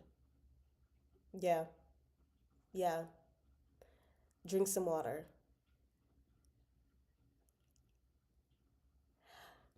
Mm, I'm being a very bad girl. I don't have any water next to me. Do not slap my hand. Do not reprimand me, please. I don't have water next to me. I woke up, I stayed in bed, and then I was like, oh, I should probably get ready. Okay, cut me some slack. I don't have water. I'll just like pretend drink water. Look, look, look, look. Okay, there we go. Oh my God. We love you for giving thorough explanations. I be trying. Ah, let me hurry up and finish though, because we got way off topic. Oh yes, it's coffin shopping time. It's coffin shopping time. And Mr. Parlor guy is like the emoji. Mr. Mr. Parlor guy is talking about getting double coffins. When Chigyu is so freaking young. I'm like, what, you think he's gonna stay unmarried for the rest of his life? Well, dang. Okay. Is it even Danmei if no coffins? Is it? I don't think so. I don't think so. There has to be a coffin. And so, Wan Chung is just like, yeah, that's not necessary. I'm used to sleeping alone anyway, so just get me the one. And Tingyu is just like, listen to what he says. Okay, thank you. That's done. So then, while they are there, we have this random lady who's crying, which of course Hualu initially is like, it's a ghost! Because what else could it possibly be? But turns out it's this lady named Mistress Hua, and she just lost her husband. Her story was so sad. It was really sucky to hear that this woman, she was bought out of her situation and got married to this guy, thought they were going to live happily ever after forever, and he dies. After just a couple of years, he dies. And she's got no money. I mean, no money, no friends, no family. Like, what do we do? And so, literally, I put poor Mistress Hua. That was the end of the section of the guy telling them about Miss Hua. Then we go to the next scene, the final scene, and it's talking about this whole Wu Wang parlor and everything. And turns out Mistress Hua killed herself. And I was like, well, oh, really? Poor Miss Hua. Like, the pain was so great for her that she felt like she could not bear it. And that's really sucky. Like, I understand. But it's really sucky to know that she felt like she had no one, or maybe she, actually, she did not have anyone, but she felt like she could not survive in this world without her love. And so she ended up taking her own life. Really, really sad. Not a relevant character, but just like throwing it in there. And I was like, okay. Okay. Yes, so tragic. So, yeah, poor Mistress Hua. But then, y'all, th- these last, this last page and a quarter page and a half, I'm gonna just show y'all my stuff, okay? So as the funeral guy, he left or whatever, and then Wan Chung says, Qingyu, you don't consider me your husband yet, do you? And so Qingyu is like, I consider you a friend, a good friend. And he's like, okay, that's good, just a close friend. But if a close friend dies, then he'll be sad too. So then he says, no, don't even think of me as a close friend. see me as a tool, so as disposable and as undeserving as any emotional investment. Here's my sticky note. One Chung. And my note on the piece of paper, sorry, I just scratched the mic, says, One Chung, what? So we keep reading, right? And Chingu is just like, what kind of person do you take me for? He's like, after your death, you think I'm gonna be crying and wailing and stuff? You think I'm not gonna be able to move on and all of that stuff? He was like, you think I'm just gonna have all these memories of you and be like, oh, my one Chung? Wrong, wrong. When you die, I will not be killing myself. It's like, when you die, I am going to watch you go, and then I'm going to move on with my life. And was just, I was like, all right, great, okay. So then,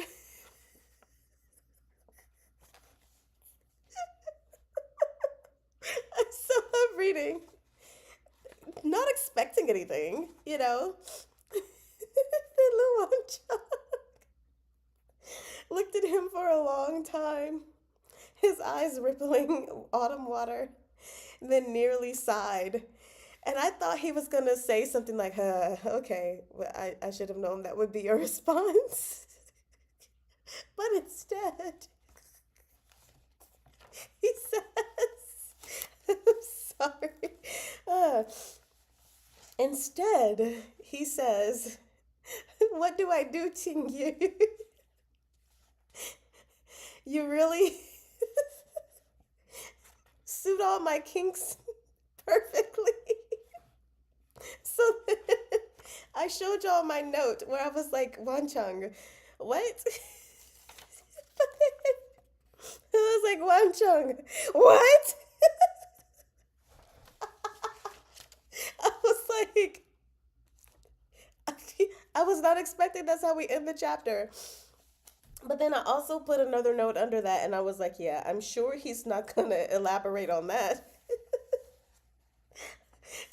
With all his weird things that he be saying, probably not going to tell Chingyu exactly what that one means. So I was like, okay, yeah, you know you're gay for him. Got it. Yeah. Okay. Lovely. So yeah, those were all the chapters that we covered for the day. I did read chapter 34, mind you. But yeah, once we get through these chapters, there are no more pictures to my dismay. I guess I've been being spoiled by QJJ where there's just like a random picture at the end. Not getting a random picture at the end of this one. So those were the three chapters, which means by Thursday of next week, we'll need to have finished, of course, the remaining chapters. I'm not ready for this book to end, but at the same time, I have volume 2, so I'm okay. Yeah. Now that I have a kink match, we love it, don't we? Don't we? I now, oh yes, but so after reading the line the first time when Wan Chung was like, "You want to try having sex?" I was like, okay. So I think at some point they're gonna have sex, like even if it's not illustrated, or I mean not illustrated, but well, verbally illustrated in the book. I was like, I feel like it might happen, but then I was just like, let it go. But after seeing that, they're gonna have to have their their moment. They're gonna have to have their moment. You can't wait for the conversation where he has to explain all the words he said. Right. Chingyu be like, so could you please explain to me exactly what is a kink?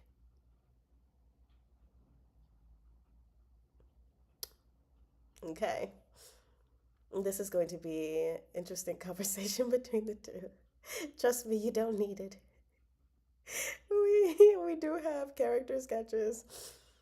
Oh yes, I did mean I actually meant to show those in the very beginning, but for some reason I forgot. So they don't spoil anything. I am going to show them. You're almost done with volume 2. Yep. I figured y'all binged. Binge away without me. Leave me in the dust. Leave me behind if you must. Ooh, I just rhymed. Look at me. Let me show y'all these character sketches because they are very nice.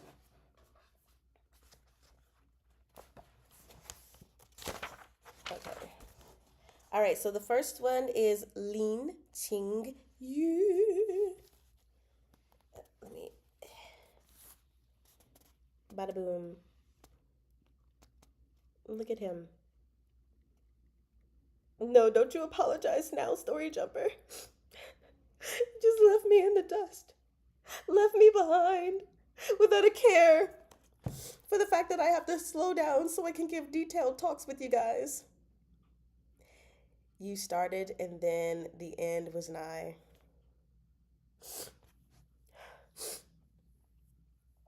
Is volume 2 sad? Oh, please don't tell me. So beautiful, right?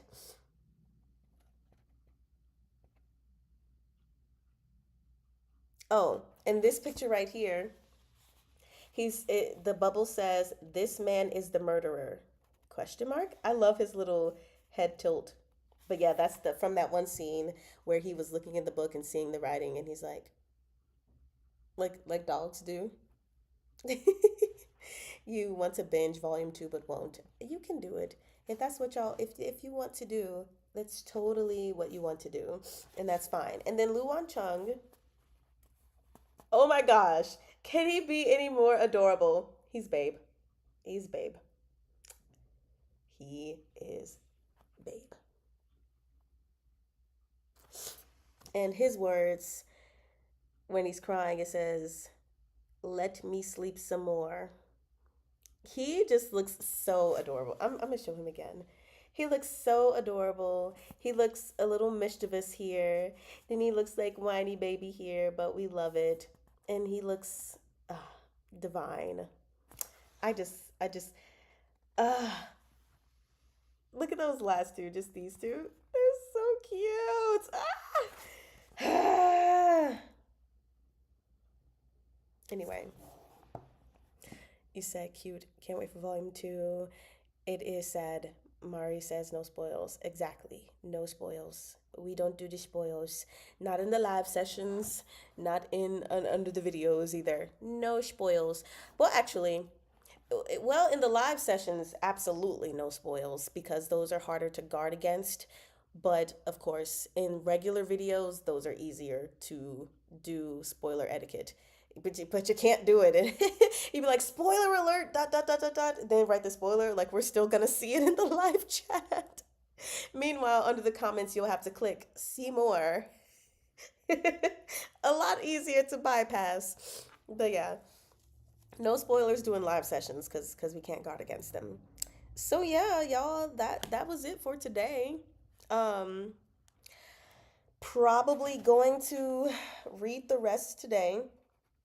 Probably going to binge the rest today, and then I'll have to like mind my choices because I, I really just want to read it, just binge it all. But then I'm like, I want to read it without taking notes. But then if I do that, I'll have to go back and then take the notes. Like, this is such a dilemma that I am in when doing these things with y'all. So I gotta figure something out. I really have to figure something out. You have to binge. You can't read more than one thing at once. Ah, I used to be that way. I used to only be able to read one thing at once, and then I was just like, I don't know what happened. I think I was reading a main story and then a fan fiction, and I was like, huh, I can juggle this. And then I added in a manhwa, and I was like, okay, I can juggle this. And suddenly I could read more than one thing. Enjoy? Question mark. I I don't like the question mark. But yes, I want to binge this so bad. Just the rest. How many pages? Let's see. The page 387 to page 422, was it? Yeah. When are we doing the next live stream? The next live stream, unfortunately, isn't going to be until Thursday of next week because my schedule's too busy. Um, Actually, it's not even the fact that it's too busy. It's just the fact that I have a doctor's appointment on Monday at 1 1:30. And by the time I get back, it'll be way too late for several people. And for the people that have been used to it being at a specific time, I don't want you guys to be inconvenienced by me being like, okay, we're going to meet at 5 p.m. on Monday. So, um, I did think about us potentially doing it on like a Tuesday, but Tuesdays are the days I usually visit my godson, so there was that issue. Wednesday, because we have 5 chapters, we wouldn't have enough time because I have an art session to moderate from 3:45 to 6 p.m. So yeah, Thursday was our only option. I mean, like literally the only other thing we could potentially do. Actually, no, we can't have a impromptu meeting tomorrow because I decided I would go to church with my husband because apparently the minister wants to take us out to eat and some other room and other. So no, Thursday is the only day we have. Um, the only other like the only other option we have is just to sit here for a few hours while I read. But that's not gonna happen. Um, you said what an ending. Noted down main character has a king for his husband, right? What's this cutie on the back of your calendar? I was about to ask that too. Um,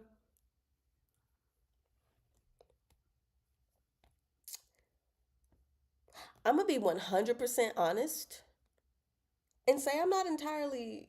I don't remember. It's from Copper Coins. Do you guys remember? Isn't this what? Because he would, and I don't remember. Who in Copper Coins had the dot in the middle? Anybody remember? Because I don't. I don't. Yeah, but all the decorations, all the stickers on my thingamabobber are from Copper Coins. So there's the very angry coin. And then here we have, I'm gonna assume that's the guy who's always like who was crying scared. That's on the journey with them now, whatever. Um, I think this is Lu. What is his name? Lu Nianchi. I don't remember. Honestly, I read Copper Coins and I've thrown it all out of my head. So I think that might be the boy. Who knows? In Copper Coins, yes, in Copper Coins. The ghost guy, I don't know. Um, but yes, there's also this all the Copper Coins. Obviously, I know who those are in the sticker though. That goes without question. And then Dragon Form. I believe this is Jiang Shining. And then this is Jiang Shining and Xuexuan as the little paper dollies.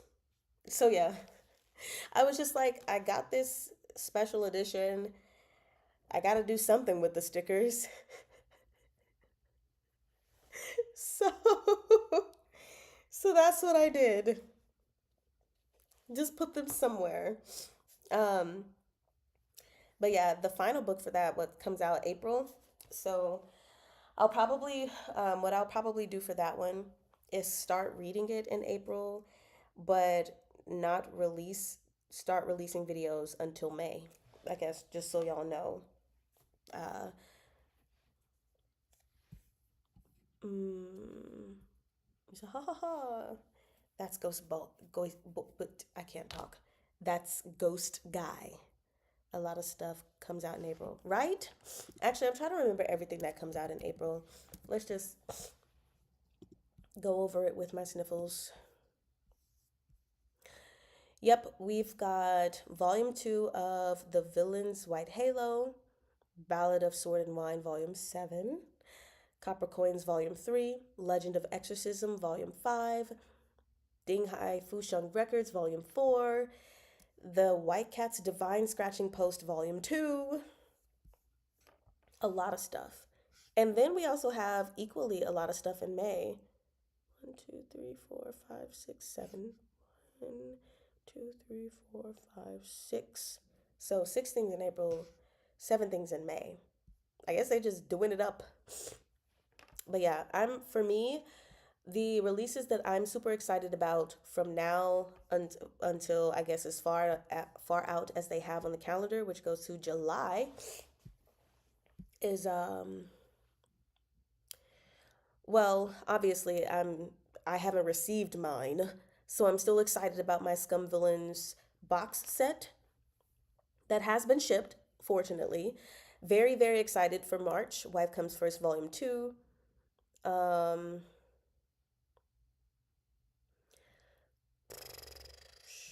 Ballad of Sword and Wine in April. I'm excited about Legend of Exorcism.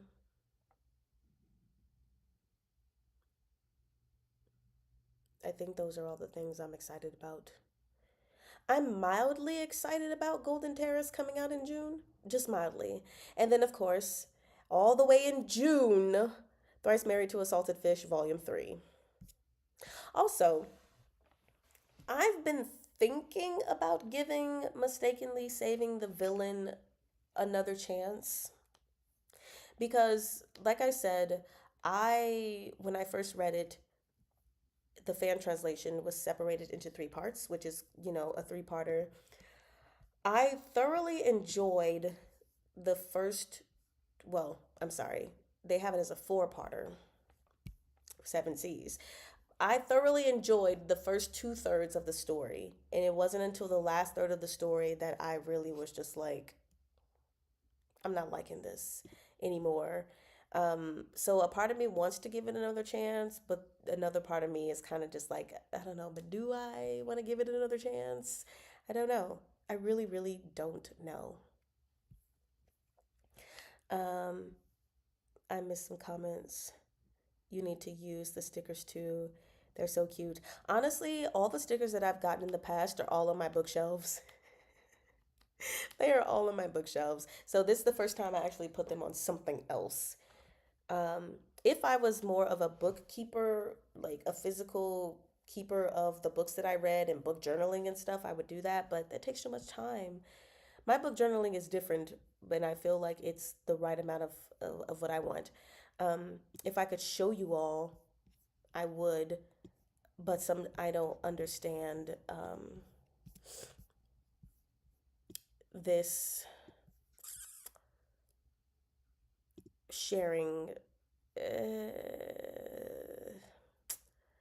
I don't know how I would show y'all this on here with it not with me not having to go through the whole process. Let me see if I could just show it on my phone.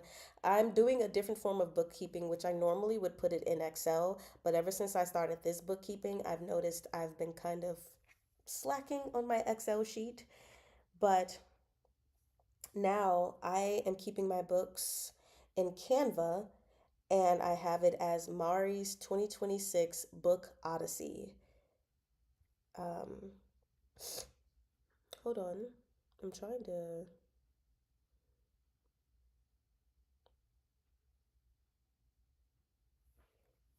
Okay, I'm just gonna get as close as I can. So, like, I've got my little book Odyssey.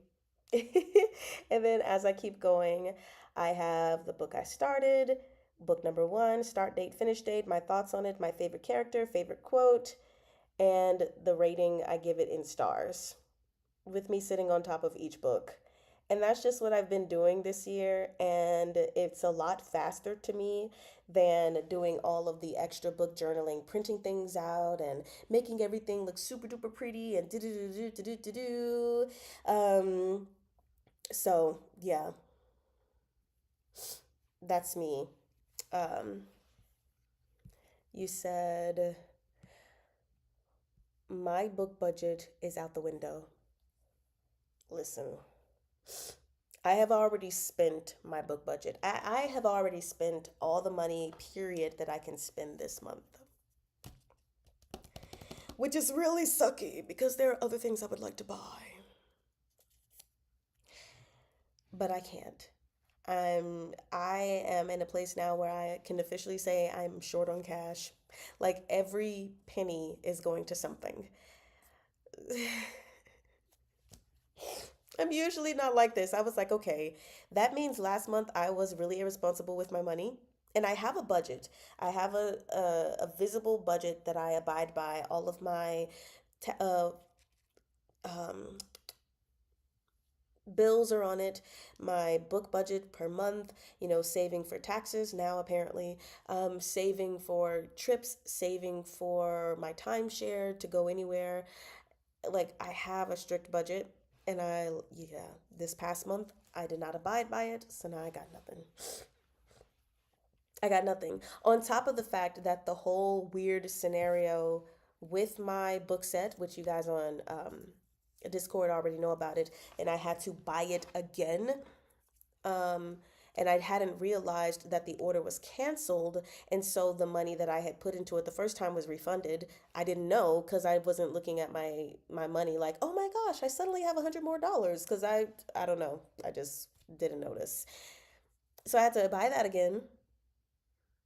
Yay, yeah, and my figurine. Yeah, yay. So anyway, which I hadn't paid for the figurine anyway. It was on a payment plan. So anyway, yeah, me no money. Me no money. I've already went over the budget buying those books by Kakito Lin, and I do not regret it at all. I do know that the next two books I will have to buy the ebook for the time being, and then I'll get the hard copy when I have money again next month. Yee! Has anyone read The Villain's White Halo? I haven't. But I think someone told me like the guy wants to be the villain, and I was like, well, that's slightly interesting. Somebody wants to be the villain? Okay. So you are off your binge horse until next time. You just got the book. You read what normal people would read in a year in like 2 weeks. Yeah. Normally I'm a binger, but yeah, ever since I started this channel, I can't binge anything. Otherwise I would have no voice.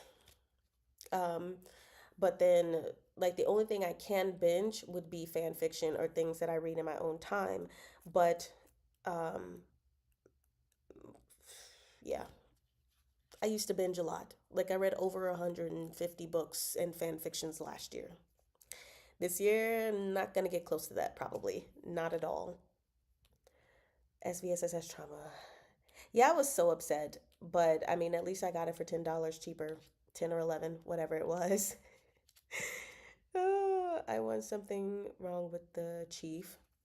What's I don't know what that one's about, but I have heard people talking about it, but like not talking to let me know what it's about. Just talking about it. You have your wish list. Yes.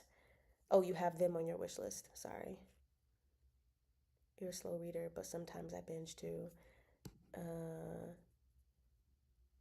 the amount of stuff I reread and binged through is insane. Shows included. My brain is hungry. This is the first time you're reading multiple things at the same time? Ooh. Nope, can't focus. What? You were gorging on everything: books, webtoons, K dramas, C dramas. Hey, Mari Chan, what's your favorite book?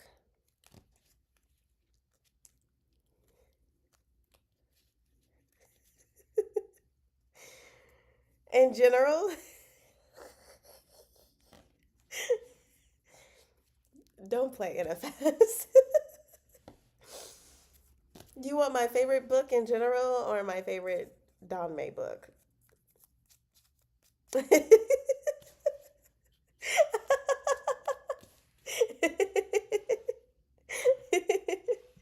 Oh gosh. You need to write down your thoughts too because you always forget to. People ask me, What are you giving up for Lent? My answer, money. Wait. I don't- oh my gosh. I also forgot Lent was coming. Oh my gosh, yes. But again, that's because I don't participate in it. It's just so funny. Oh, what am I giving up for Lent? Money. You're saving up for Arha and Vice Married to a Salted Fish. Special editions. Oh, you're surprised. You can keep track of where you are in multiple books because you don't use bookmarks. You don't? How do you manage that? Holy guacamole. Okay, something wrong with the chef. So far so good. Nice. Well, I'm waiting for NFS to tell me if she wanted to know my favorite book in general or my favorite Don May book. Is it Thousand Autumns? Might be QJJ soon. And NFS knows exactly what NFS is doing. We already had this talk, NFS. My favorite Danmei series is still Thousand Autumns for the time being. Don't come for me. Don't do this to me because you know the struggle that I'm currently having. I don't appreciate you doing this, okay? We already know that I am going through some things, okay, when it comes to my favorite series and creating apologies and stuff in advance, okay? Trying to get me in trouble. The audacity of you, NFS. Now how am I supposed to look Yamwusha in the eyes? Hmm? I cannot claim something else to be my favorite, and I haven't even gotten to the same number of books in that series. Mm-mm. Mm-mm. Stop. Don't do that to me. Until volume 5 of QJJ. That's not what I'm saying. That's not what I'm saying. I'm just saying that like it needs to be like it needs to keep being as good as it is to even contend. Which I mean, we already know it. Like you just you, QJ. Thousand Autumns has been my favorite since the first time I read it, the second time I read it, the third time I read it, and you NFS are trying to stir up trouble too soon. Too soon. But just so y'all know, it's been a while since I've updated my list. But actually, I haven't updated my list since I read Astrolabe and The Imperial Uncle. I need to add them because I have a list of all the Danmei that I've read and I keep ranking it. But number one is Thousand Autumns. Number two is You. Number three is SVSSS. Number four is Peerless. Number five is Devil Venerable Also Wants to Know. But of course, I need to update that with the other two stories that I finished, which Imperial, that's just like the top five, by the way. So the Imperial Uncle needs to go on here. Astrolabe needs to go on here. And I also don't have River Bay Road on here. Oopsie. Lord have mercy. Let me just go ahead and at least type them out, and then I'll rate them. Hold on. Maybe I'll do it with y'all here. Astrolabe, Rebirth, and then what did I just say? The Imperial Uncle. And we're not done with QJJ yet, so I'm not gonna put it here. I'm sure by the end of book 5, it'll be your favorite. We're not talking. We're not talking. Oh, you can do a list of new Danmais you read through, and then at the end of the year, you can rank them into existing list. Um, yeah, that's what I did with the previous list. that I had because I already had my favorite Danmeis in general, but as I was reading new Danmei series for the channel, they got a spot onto the list. But I try to just keep up with it like as I go. That way I don't have to think so hard about it in the end. Um, Specifically in Wusher. Yeah, yeah. It's just up there in the attic, forgotten. I need to put away Riverside Road. It's so funny every time you say Riverside Road. It's a River Bay Road. But it's all the same, right? Um, okay, so yeah, after Devil Venerable, I have Arha.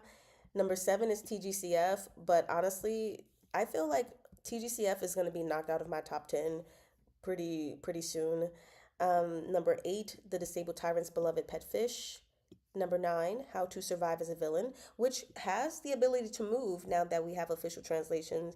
Number 10, Modal Zusher, which that's also going to be knocked out of its place. You read Twin Jade of Jiandong by Fei Tian, but it's not Don Mei. So I was told. I was actually informed by several people that it's not Don Mei, and they were very upset that it was advertised by Seven Seas as Don Mei. I was like, well, there we have it. So I won't be reading that on my channel. Not to say I won't ever, like, that I can't read non Donmei things. I will never limit myself, but I'm just in a Donmei world. I just want to read Donmei. So I was just like, ugh. But yes, Jazz, it's not. It's not. I was like, y'all are making lots of people angry. Okay. So, the Imperial Uncle, I feel like definitely below Arha.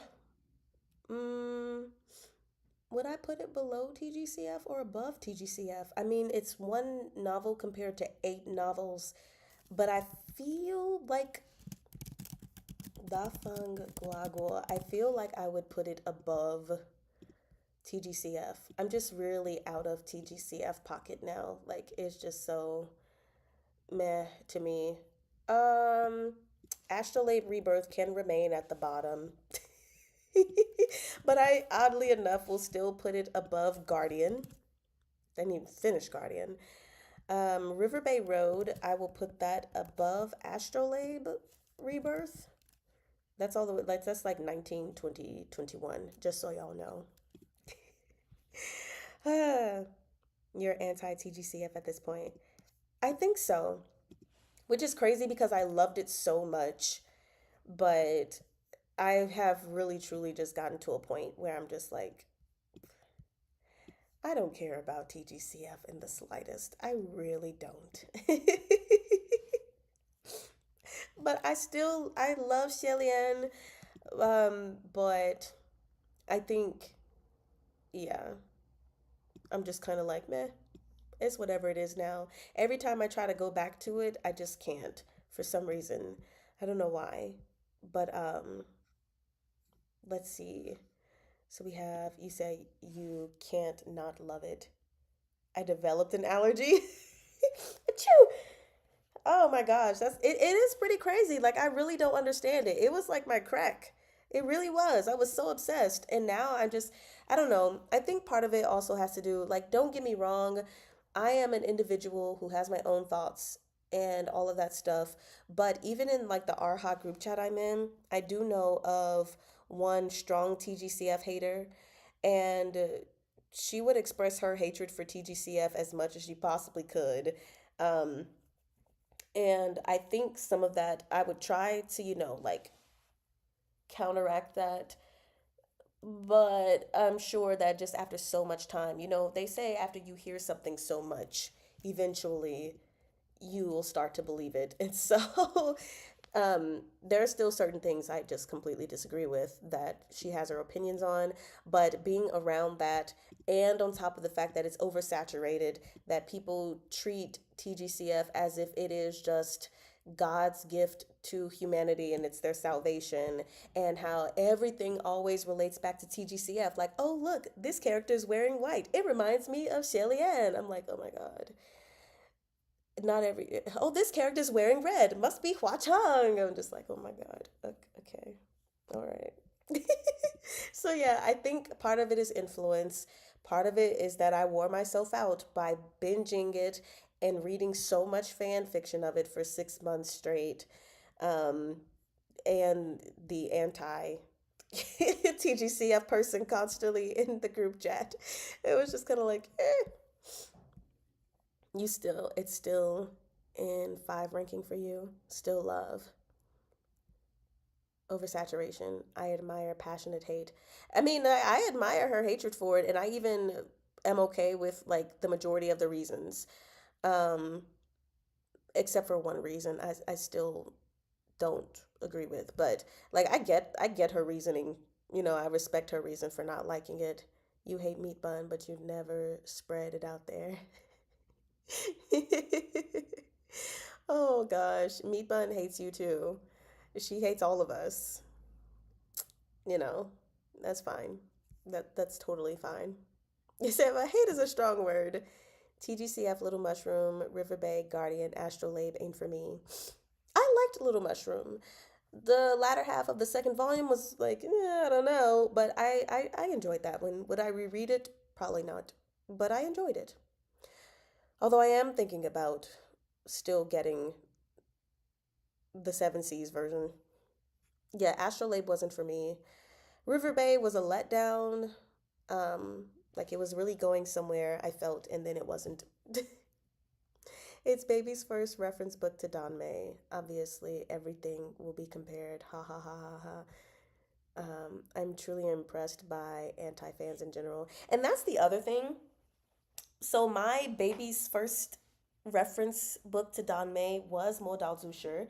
And when I think back on it, I'm like, I actually don't think I really care for that series either. Like I don't want to reread that one either. Would I watch the Donghua again? Absolutely. Would I watch the live action again? Probably not, because I've tried it on several occasions, but just like the quality of the I don't know, the effects and stuff, it is not up to standard anymore, I guess, from everything else that I've seen.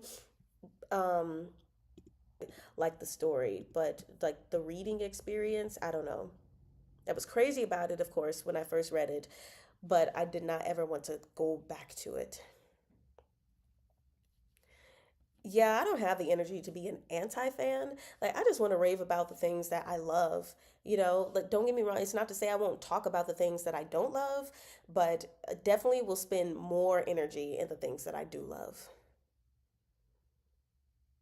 It's so interesting. You really dislike Donghua. You dislike Donghua in general, or did you mean to say you disliked the Donghua for MDZS? It was your first reread. I mean, your first, you reread it every year. You don't dislike TGCF, but you agree with me that it's oversaturated. Yeah, yeah. It's like I don't dislike it. I'm just tired. Yeah, just really tired. MDZS. Oh, you really don't like its rewrites? Been a full fan of, feels like a full-time job. Enjoy the experience. Oh man. So let me continue my little rating really quickly. Um, Honestly, I would even put the disabled tyrant's beloved pet fish. No, let me not say that.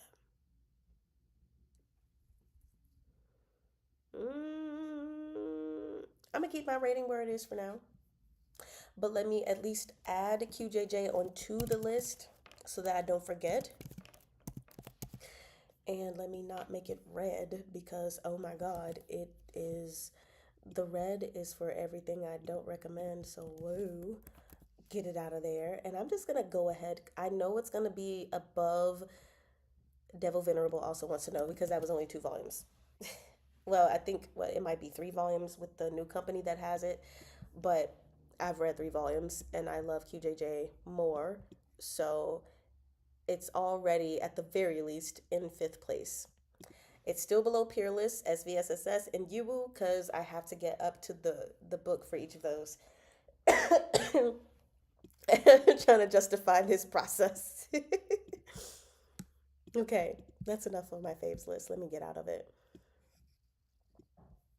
Uh, okay, but yeah, today, well, the rain and all that stuff stopped, so I don't know. I thought it was gonna rain all day or something, and I would just be in bed like a little lazy puss, and finally watch this documentary on Tyra Banks and figure life out as far as reading is concerned. When I listened to your video, it became my four fave. Um, Disabled or Devil Venerable? What are we talking about?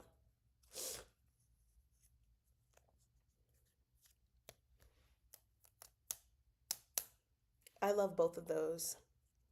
I think Disabled Tyrant's Beloved Pet Fish is just a little too fluffy for me for it to be in my top fave. I mean, my top five, but it can definitely contend and be in my top 10 because it's really cute. It's fun. Um, but yeah, are you talking about Disabled Tyrant's Beloved Pet Fish or Devil Venerable also wants to know, which I am super excited about getting the first official copy volume. I would love to know exactly when those will be released. You said, oh, Devil Ven. Yay! Yes, it was so good. Like when I first started reading it, I was like, I don't know. I don't know. But especially when I got to the second half, I was like, oh, I know. Yes, yes. Your bed rotting, which you shouldn't. Your couch rot. You couldn't keep listening. Oh, you didn't like Devil Ven? Why not? I'm just curious. Why didn't you like it? I thought it was so good. I will say that it got to like it was a slow start to me, but over time, I was starting to enjoy it. Your brain kept slipping off it. I see. Oh my gosh, Neko Neko says I forgot to turn on notifications for today's stream and slept through the start of it. Insomnia hitting so bad did not help me getting awake in time. Guess I'll have to join Monday's stream before work. I'll be sure to tell Neko Neko that the stream is going to be on Thursday. Um, is Devil Venerable explicit? Nope, not at all. Um, Towards the end, we do know that they do it, but it's not close to explicit. Like, what define explicit? It is not explicit at all. Maybe I should read it with my own two eyes. Maybe. And who knows? Maybe the way that it's officially written will be different from the fan translation. Although I think the fan translation did a pretty decent job. Because sometimes it's the translation. Other times it's just the story. It's not hidden for you. High fantasy is difficult for me. Um, I didn't really see it. Would that be considered high fantasy? I didn't consider it to be high fantasy. Like, I don't know. I don't understand fantasy that much, I guess. So I don't know. Like, if I compare Devil Venerable also wants to know to Copper Coins, to me, they're like different. Um, you said, fun question, do I consider QJJ explicit? I don't. I think QJJ gives you a little taste. QJJ is a teaser, but still letting you know exactly what's happening for like a page or two. Um, it's not explicit though. It's very, not to say that anything explicit is not, but the best way I can think of it is QJJ is very tasteful in its approach to the sex scenes. You find QJJ's way of doing it quite interesting. Yes, it's very. It just it it flows naturally into the moment, you know, Like,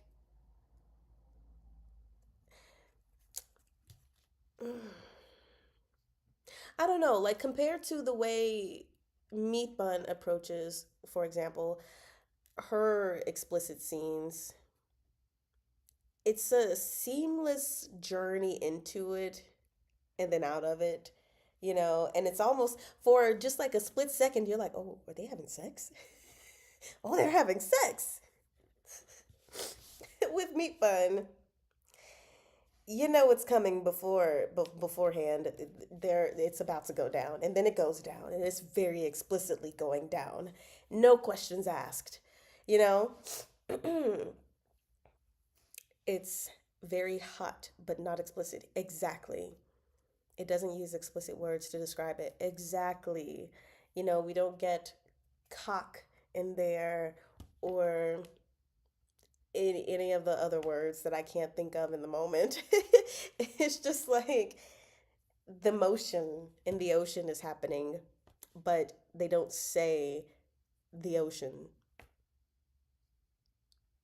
It's a horrible explanation. You don't find it uncomfortable to read. Not uncomfortable at all. Blushworthy? Absolutely yes. It'd be so hard reading those scenes. I'd be like, like my cheeks are turning pink. Are they? I think I'm light enough that if I'm blushing for real, like it would be able to be seen. Even though I have dark skin, I'm not the darkest. So, water, Mari Chan. I don't have it. I would have to go get up and get it.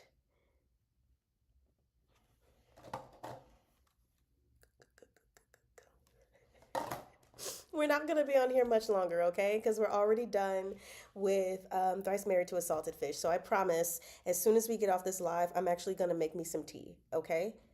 You have my word. 我发誓, okay? I swear.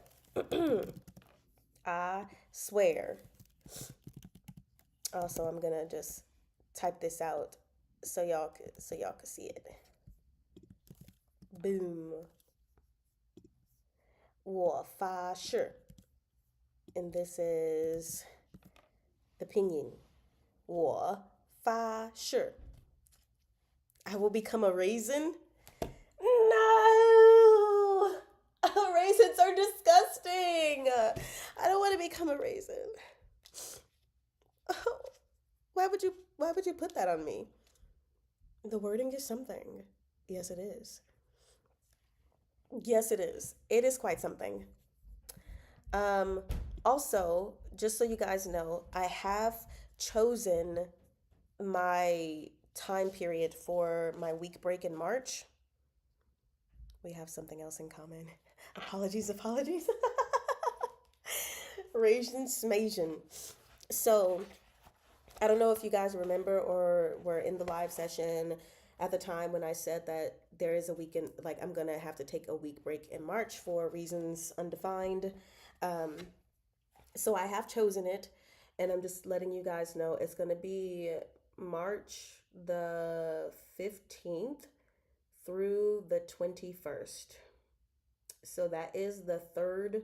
Oh, yeah, because March starts on a Sunday. That's going to be the third full week of March. What I will see if I can do. If I can't, I'm not even going to try to like force myself or overexert myself. But sometimes, I'd be like fully in the zone, like I was with volume two, and I wasn't reading QJJ for a week because I had already finished it, but y'all were still getting uploads. If I have the unction and the ability to do so, I will read QJJ in advance so that you guys can still get the videos or the MP3 files on Patreon. I just won't be commenting on anything. Like, not only am I not going to be doing anything on YouTube, I'm not going to be engaging in like my comments and stuff. This is like a full break for personal reasons that I need to be away. And then I'll come back. But yeah, I just figured I'd let you guys know that time. I will make an announcement about it as we get a little closer or when we get into March, actually. But since you guys are here, I figured I'd tell you now. But yeah. Um, so, um, apologies, cursing me to become a raisin, a raisin of all things.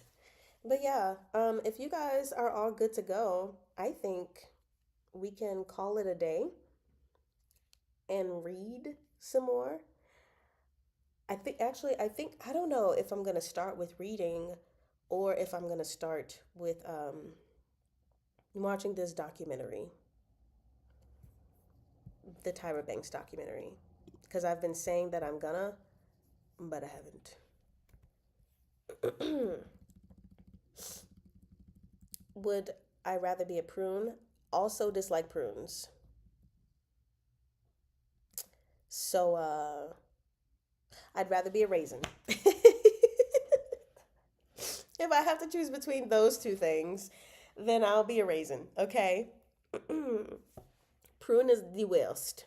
It's the worst. Oh, um, actually, no, I was going to say that, but I don't feel like saying that, so no, we're not going to do that. Which documentary? This documentary on Tyra Banks. Um, I actually don't know the name of it. I just know that it's on Netflix. And so I need to watch it. Let me. I'm trying to. That is not what I meant to do. I guess it's just like a documentary on all the stuff that went down with America's Next Top Model. And I loved America's Next Top Model when I was growing up. So I'm kind of like, ooh, watch it. It's long but insane. I'm sure it's insane. I mean, it's Tyra. So it's got to be extra and all that stuff. So yeah, I'm gonna watch it. I typically don't like documentaries, but every now and then I will watch one. I do like docu-series. Docu-series are really cool. Yes. They are the bee's knees. He said interesting. Quite interesting, yes. Um, so I'm excited to get into it. Um, I just know that my childhood's gonna be ruined, but that's fine. There is some stuff that I'm damn production prison. Really? Uh-oh. Now I'm really concerned. Mm. But anyway, yeah, so I don't know y'all. What should I do? Like aside from watching this documentary, should when it comes to this, should I binge it like the rest of the chapters, which is not really a binge, but this is as binge as it gets for me right now. Should I read it all and then go back and just take notes? Or should I read chapter by chapter and take the notes as I'm reading the chapter? I don't know. Like a part of me really wants to try just binging it and then going back and taking notes. But then the other part of me is afraid that I'll be double working myself. Like I have volume 2. I want to binge volume 2 as well. And it's like, I don't know. I don't know. They say, "Yep, finish it." Well, I'm gonna finish it. Like probably today, I'm gonna finish it. I'm just wondering if I should just read it without having to take notes because it's a different experience for me. Like, not saying it's a bad experience because there's even like a better experience in a way with certain things by me stopping to take notes constantly. But it's a different experience stopping to take notes when I'm like, okay, this seems relevant. Let me write this down. Okay, reading some more. Okay, this is relevant. So let me write it down. Versus me just reading something and then going back and taking notes. You said, and then slowly read it if you feel you need to. Binge, binge. These few chapters, your impressions will matter most. Okay, I'll give it a shot and see how that goes. Because I would really like for us to get through volume 2 before my break, but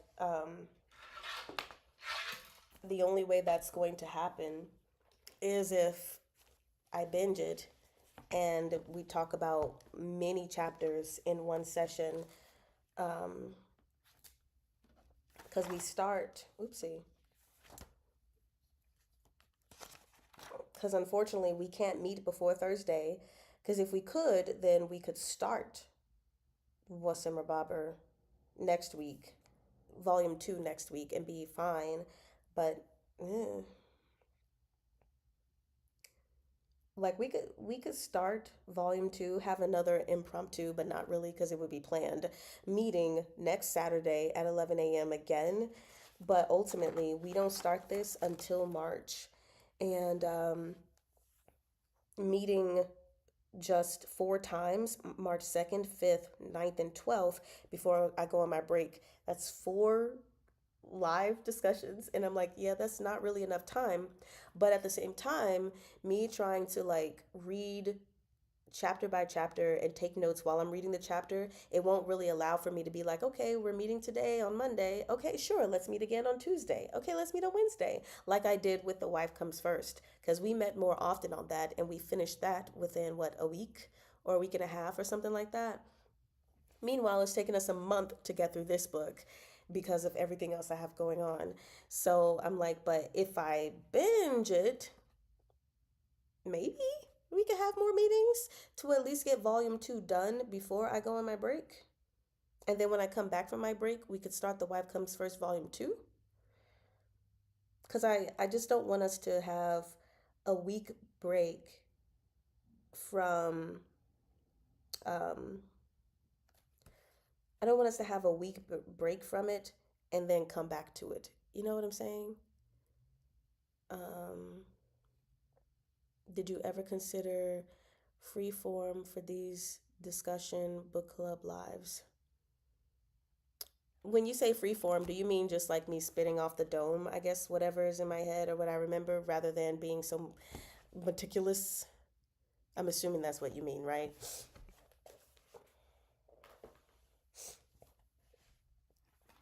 Because I'm open to suggestions for how we run these. Because, like I said, I'm still trying to find my footing. Also, I could have sworn I heard the garage lift and lower. So, why is my spouse still not inside? Just like yapping. Gotcha. Um, I hadn't. I hadn't considered that. I don't know, cause my brain told me, and sometimes maybe I just like think too difficultly about things. And so my brain was like, okay, I need to make sure I'm copying down every important thing that's happening, or just like basically go through the whole freaking plot when we have these live discussions. Otherwise, it's kind of like, what's the point of the live discussions? I don't know. I overthink things a lot sometimes, and my therapist is still working with me on that. But yeah, I guess that's a potential. Yeah, to just maybe just talk about the things that really stood out to me, and then you guys can also do that, and we can discuss, maybe flip back to pages if we have to. Um, I can definitely give that a shot. I'm gonna try to give that a shot for the final 5 chapters and see we can see how you guys like that. And if y'all like that, then we'll keep going with that. Trying to find a way to make my life easier. I appreciate you, NFS. I really do. But these couple of chapters you have left, you really want to binge. Well, yeah, okay. I'm gonna binge them then. I'll binge them this weekend on top of binging Kakito's book. And then tomorrow I'm gonna start reading this book from a watercolor artist. It'll be the first artist book I've bought. So, and she's super excited. She's like, okay, read however much you can. And then when we have our live session on Wednesday, I want you to talk to the students about it. And I was like, why, Mary, why are you putting me on the spot? But anyway, you said you love my notes, but when we are reading together chapter by chapter, it's rather fresh, so we're on track, but just share impression and developments. We can try that. Consider these chapters like a test. I think you'll enjoy binging them. I'm all for yapping. Okay.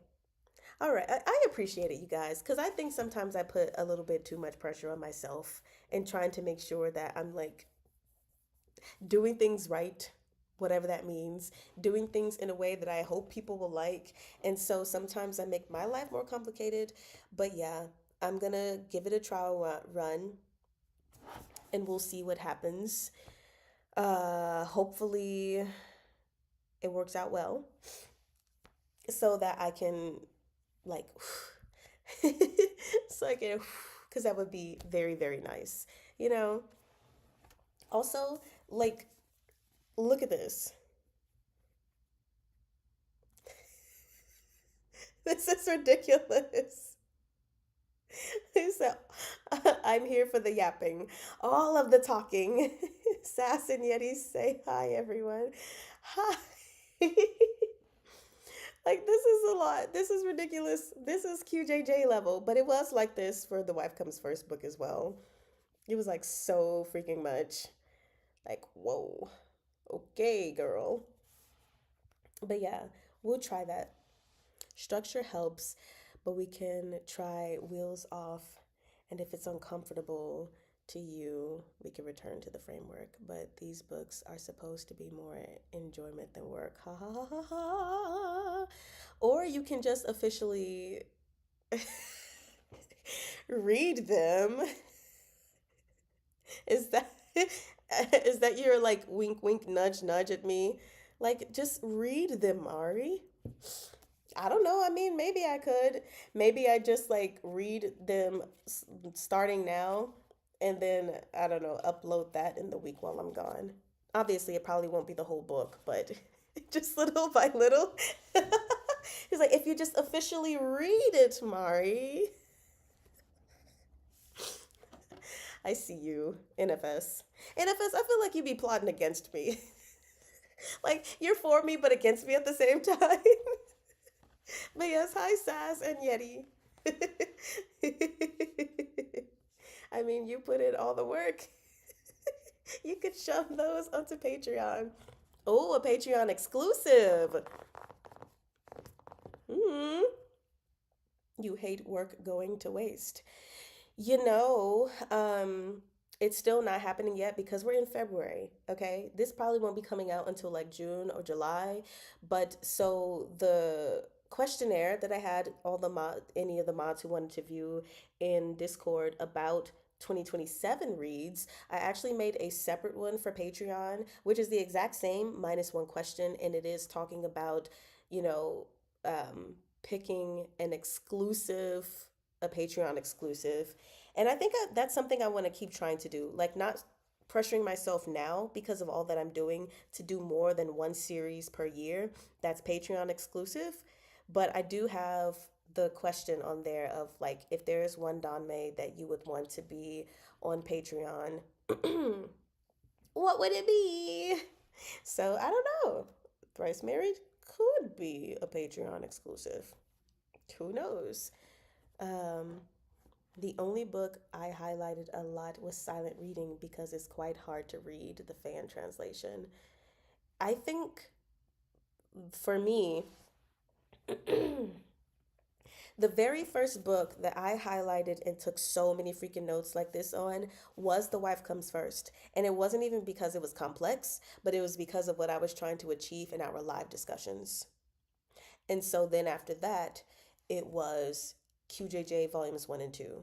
And then, of course, volume 3, it's so much less of that because it was so much easier to understand. And then this is volume 4.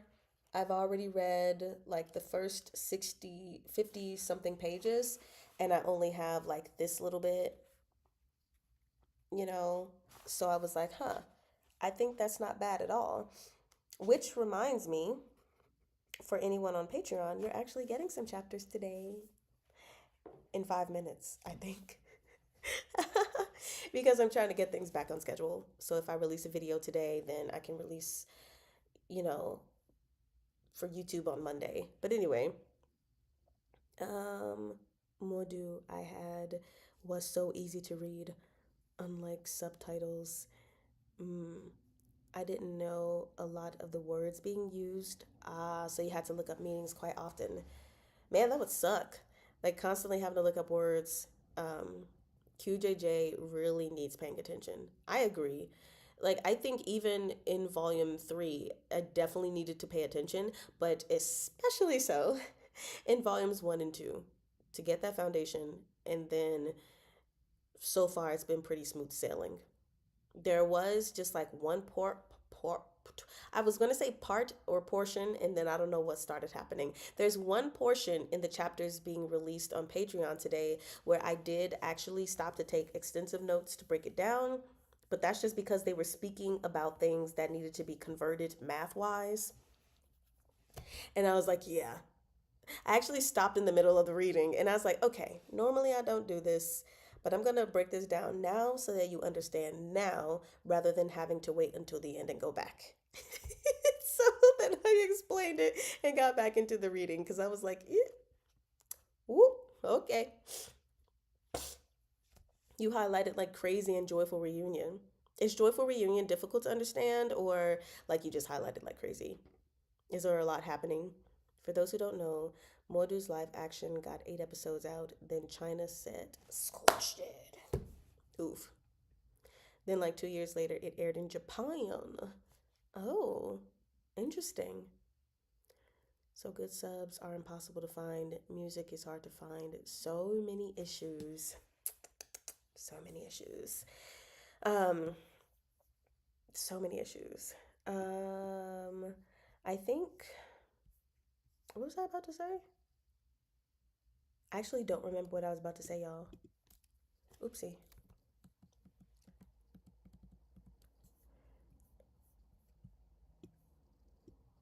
No, I can't remember.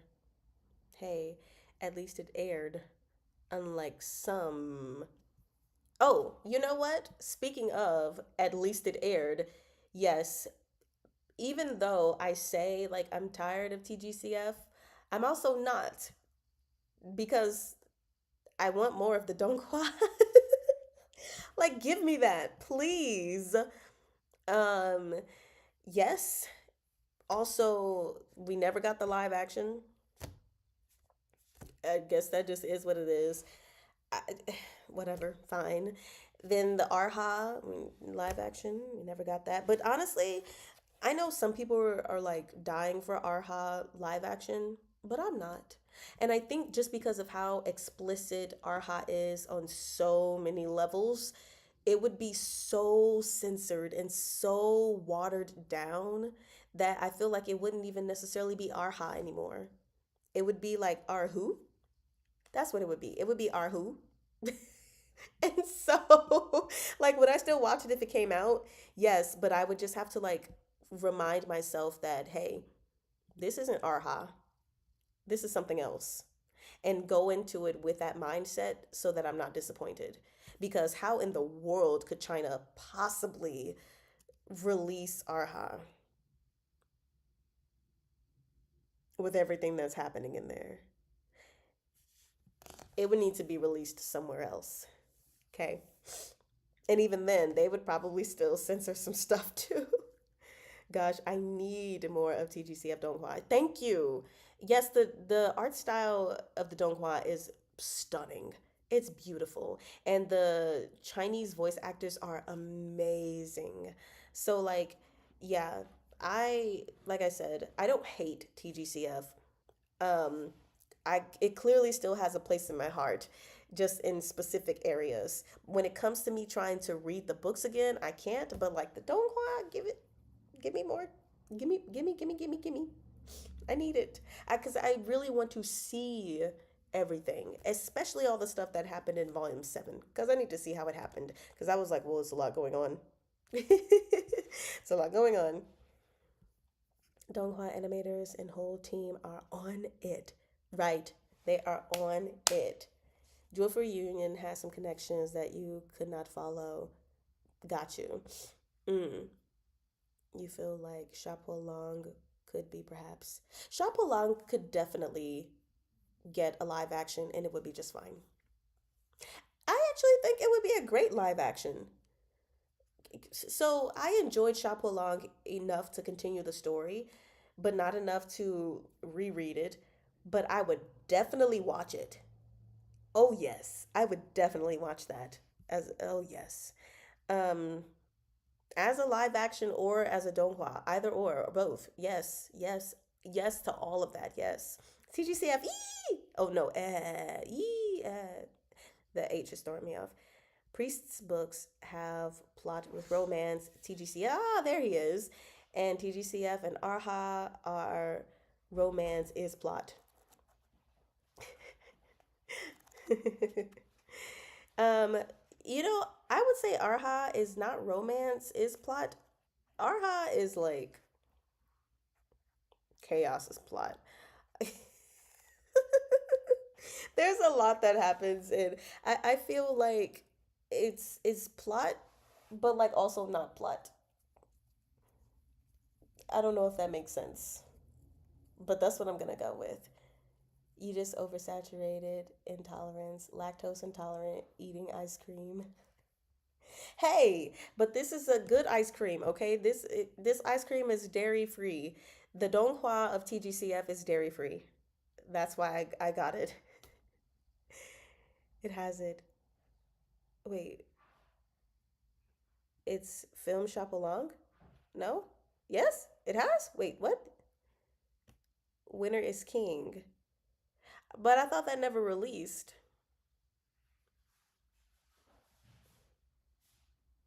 Did it? You just worried about the effects? Yeah. That's why I think I'd prefer if it was released as a donghua because all of the effects of the mecha, whatever you call it, the fighting and stuff would probably be stellar, but it may fall short if it's live action. So, yeah, it would be cool anime style. Yep. Yep. Chapeau live action, please. Yes. Yes. It's under the mountain like a Donkey King. Hi, love. Good. How are you? Good. Um, 2D animations. Yeah, I'm trying to think of all of the. Now I gotta pull it up again. 1 second. For all of the Danmei that I've read, well, we already got TA anime, so I. You. Live action or anime?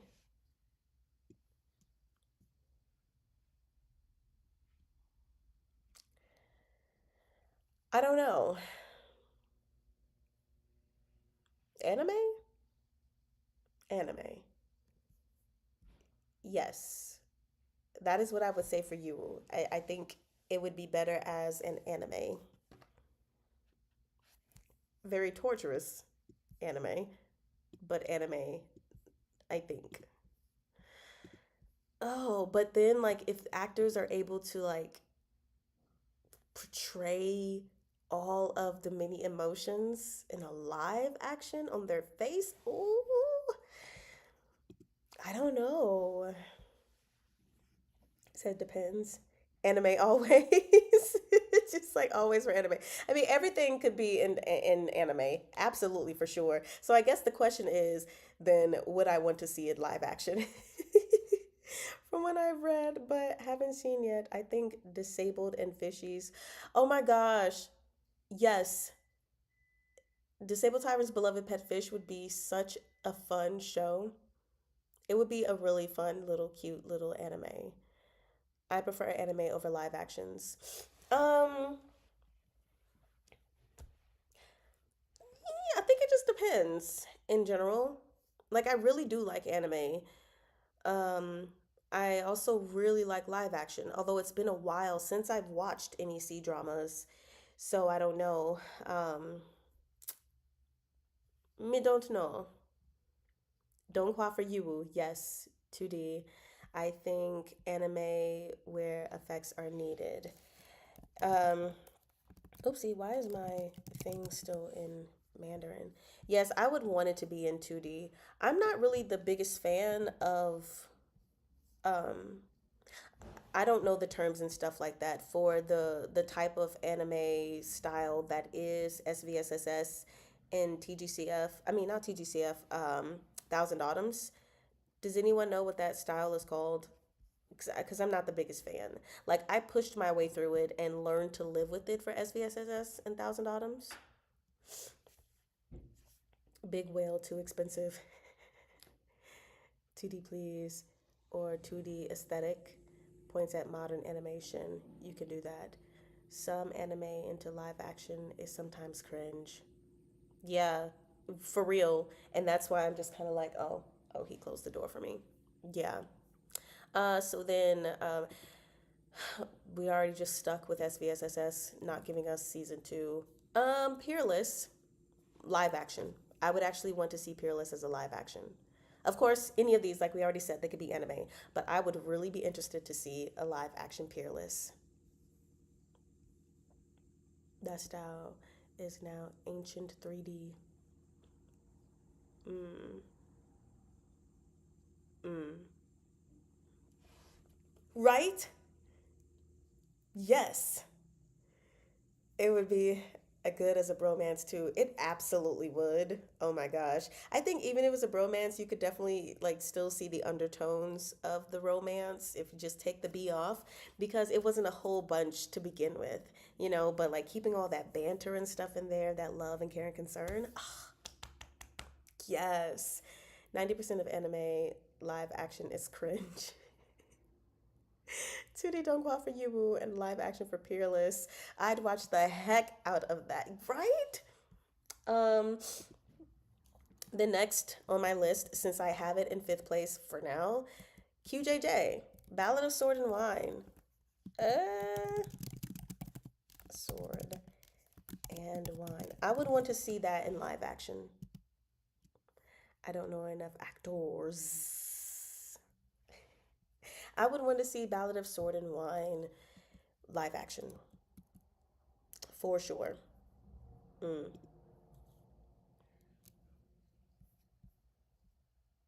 Anime. Yeah, I mean, I want to see it in anime too, but I think I would really want to see it in live action.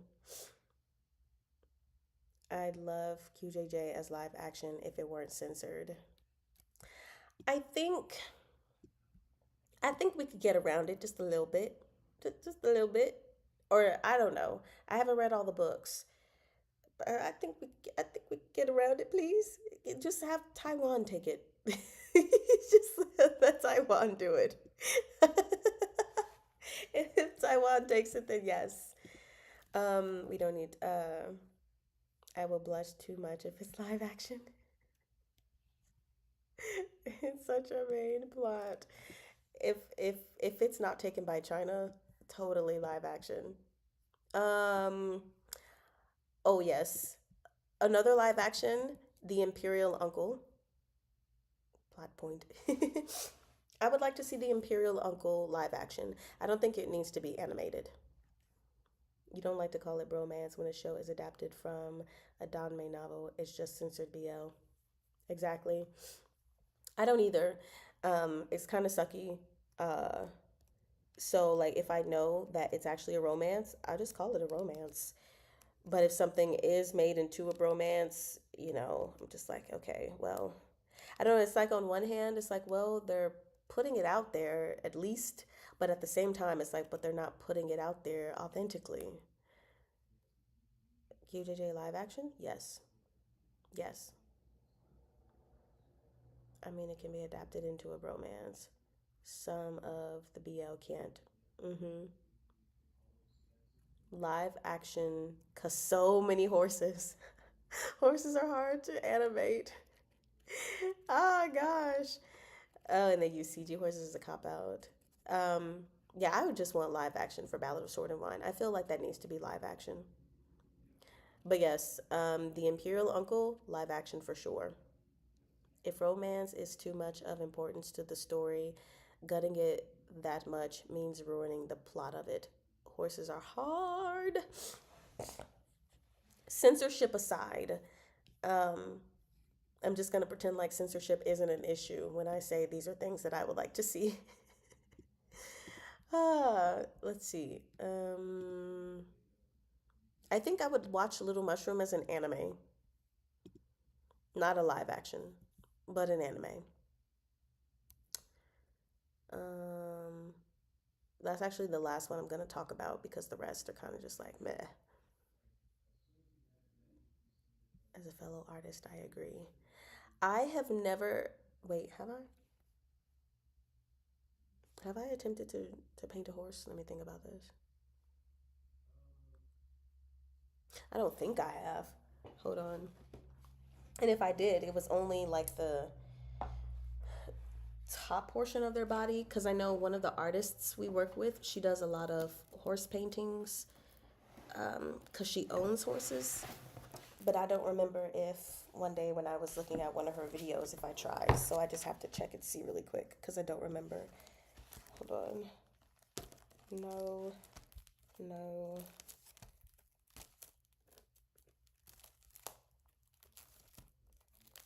Sorry, I keep hitting my mic.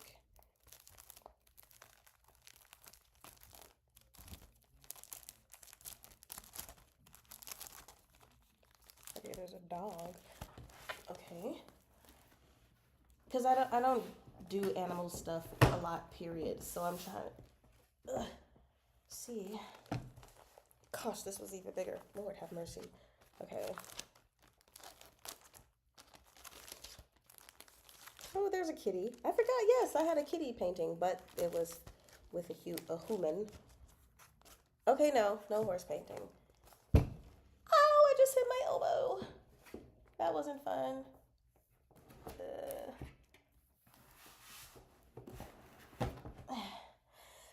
That was a lot of work. Horses are hard to draw. Beautiful, but so weirdly counterintuitive. Functionally, too, I agree. Keeping Little Mushroom animation would be so cute for comedic relief. I just think also when it comes to the stuff that's happening, it would be like really beautiful in anime form. 3 hours, sans water, raisin. All right, I understand NFS. I understand. I guess this is NFS's polite way of saying that I need to get off the live stream. Or not so polite because, again, cursing me to be a raisin. So, I would mostly gesture draw them for movement. Um, no. What do you mean, no? You're booting me out of the live stream, right? That's what's happening.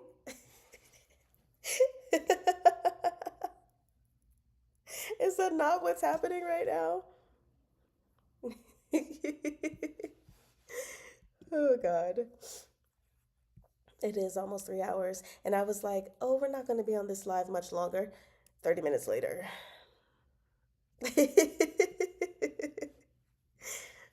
I think that was the whole list. Well, I didn't place everything on the list, but for the things that I cared about, I think that was pretty much the whole list of things that I would want to see animated or live. Because we already talked about Shop Along. Mm, Peach Blossom Dead, Golden Terrace. I gotta finish that. These are all books that I would not recommend, so I don't want to see them at all. Mm, yeah, I think that was it. That was it. We need your voice. It's our treasure. We just love talking a lot. Yes. I know, I know. Okay. Well, you guys, I am going to get off this live session and go make me some tea. We are chatterboxes. And for those of us who are in the Discord, we can continue to be chatterboxes. Yeah? Chatterbox away. Um, and I will see y'all, unfortunately, all the way in Thursday. That feels so freaking weird. That I'm gonna see y'all Thursday? Man. If there happens to be a way that I can meet y'all earlier, I don't know. Okay. Thursday. we'll see each other Thursday, and then I'll figure out what we're going to do concerning volume two, because we'll have 4 live sessions before I go on a break, which means I need to split the book. I'm trying to do this into 4 sections for those live sessions so that we can be done with it before I go on my break, and then we'll come back and do the wife comes first. So you said bye. Have a great day ahead, everyone. Yes, have a great day. I will enjoy my tea. Twintian, Twintian, Twintian is how I will read that. Yes, I'll see y'all in Discord. Love you guys so much.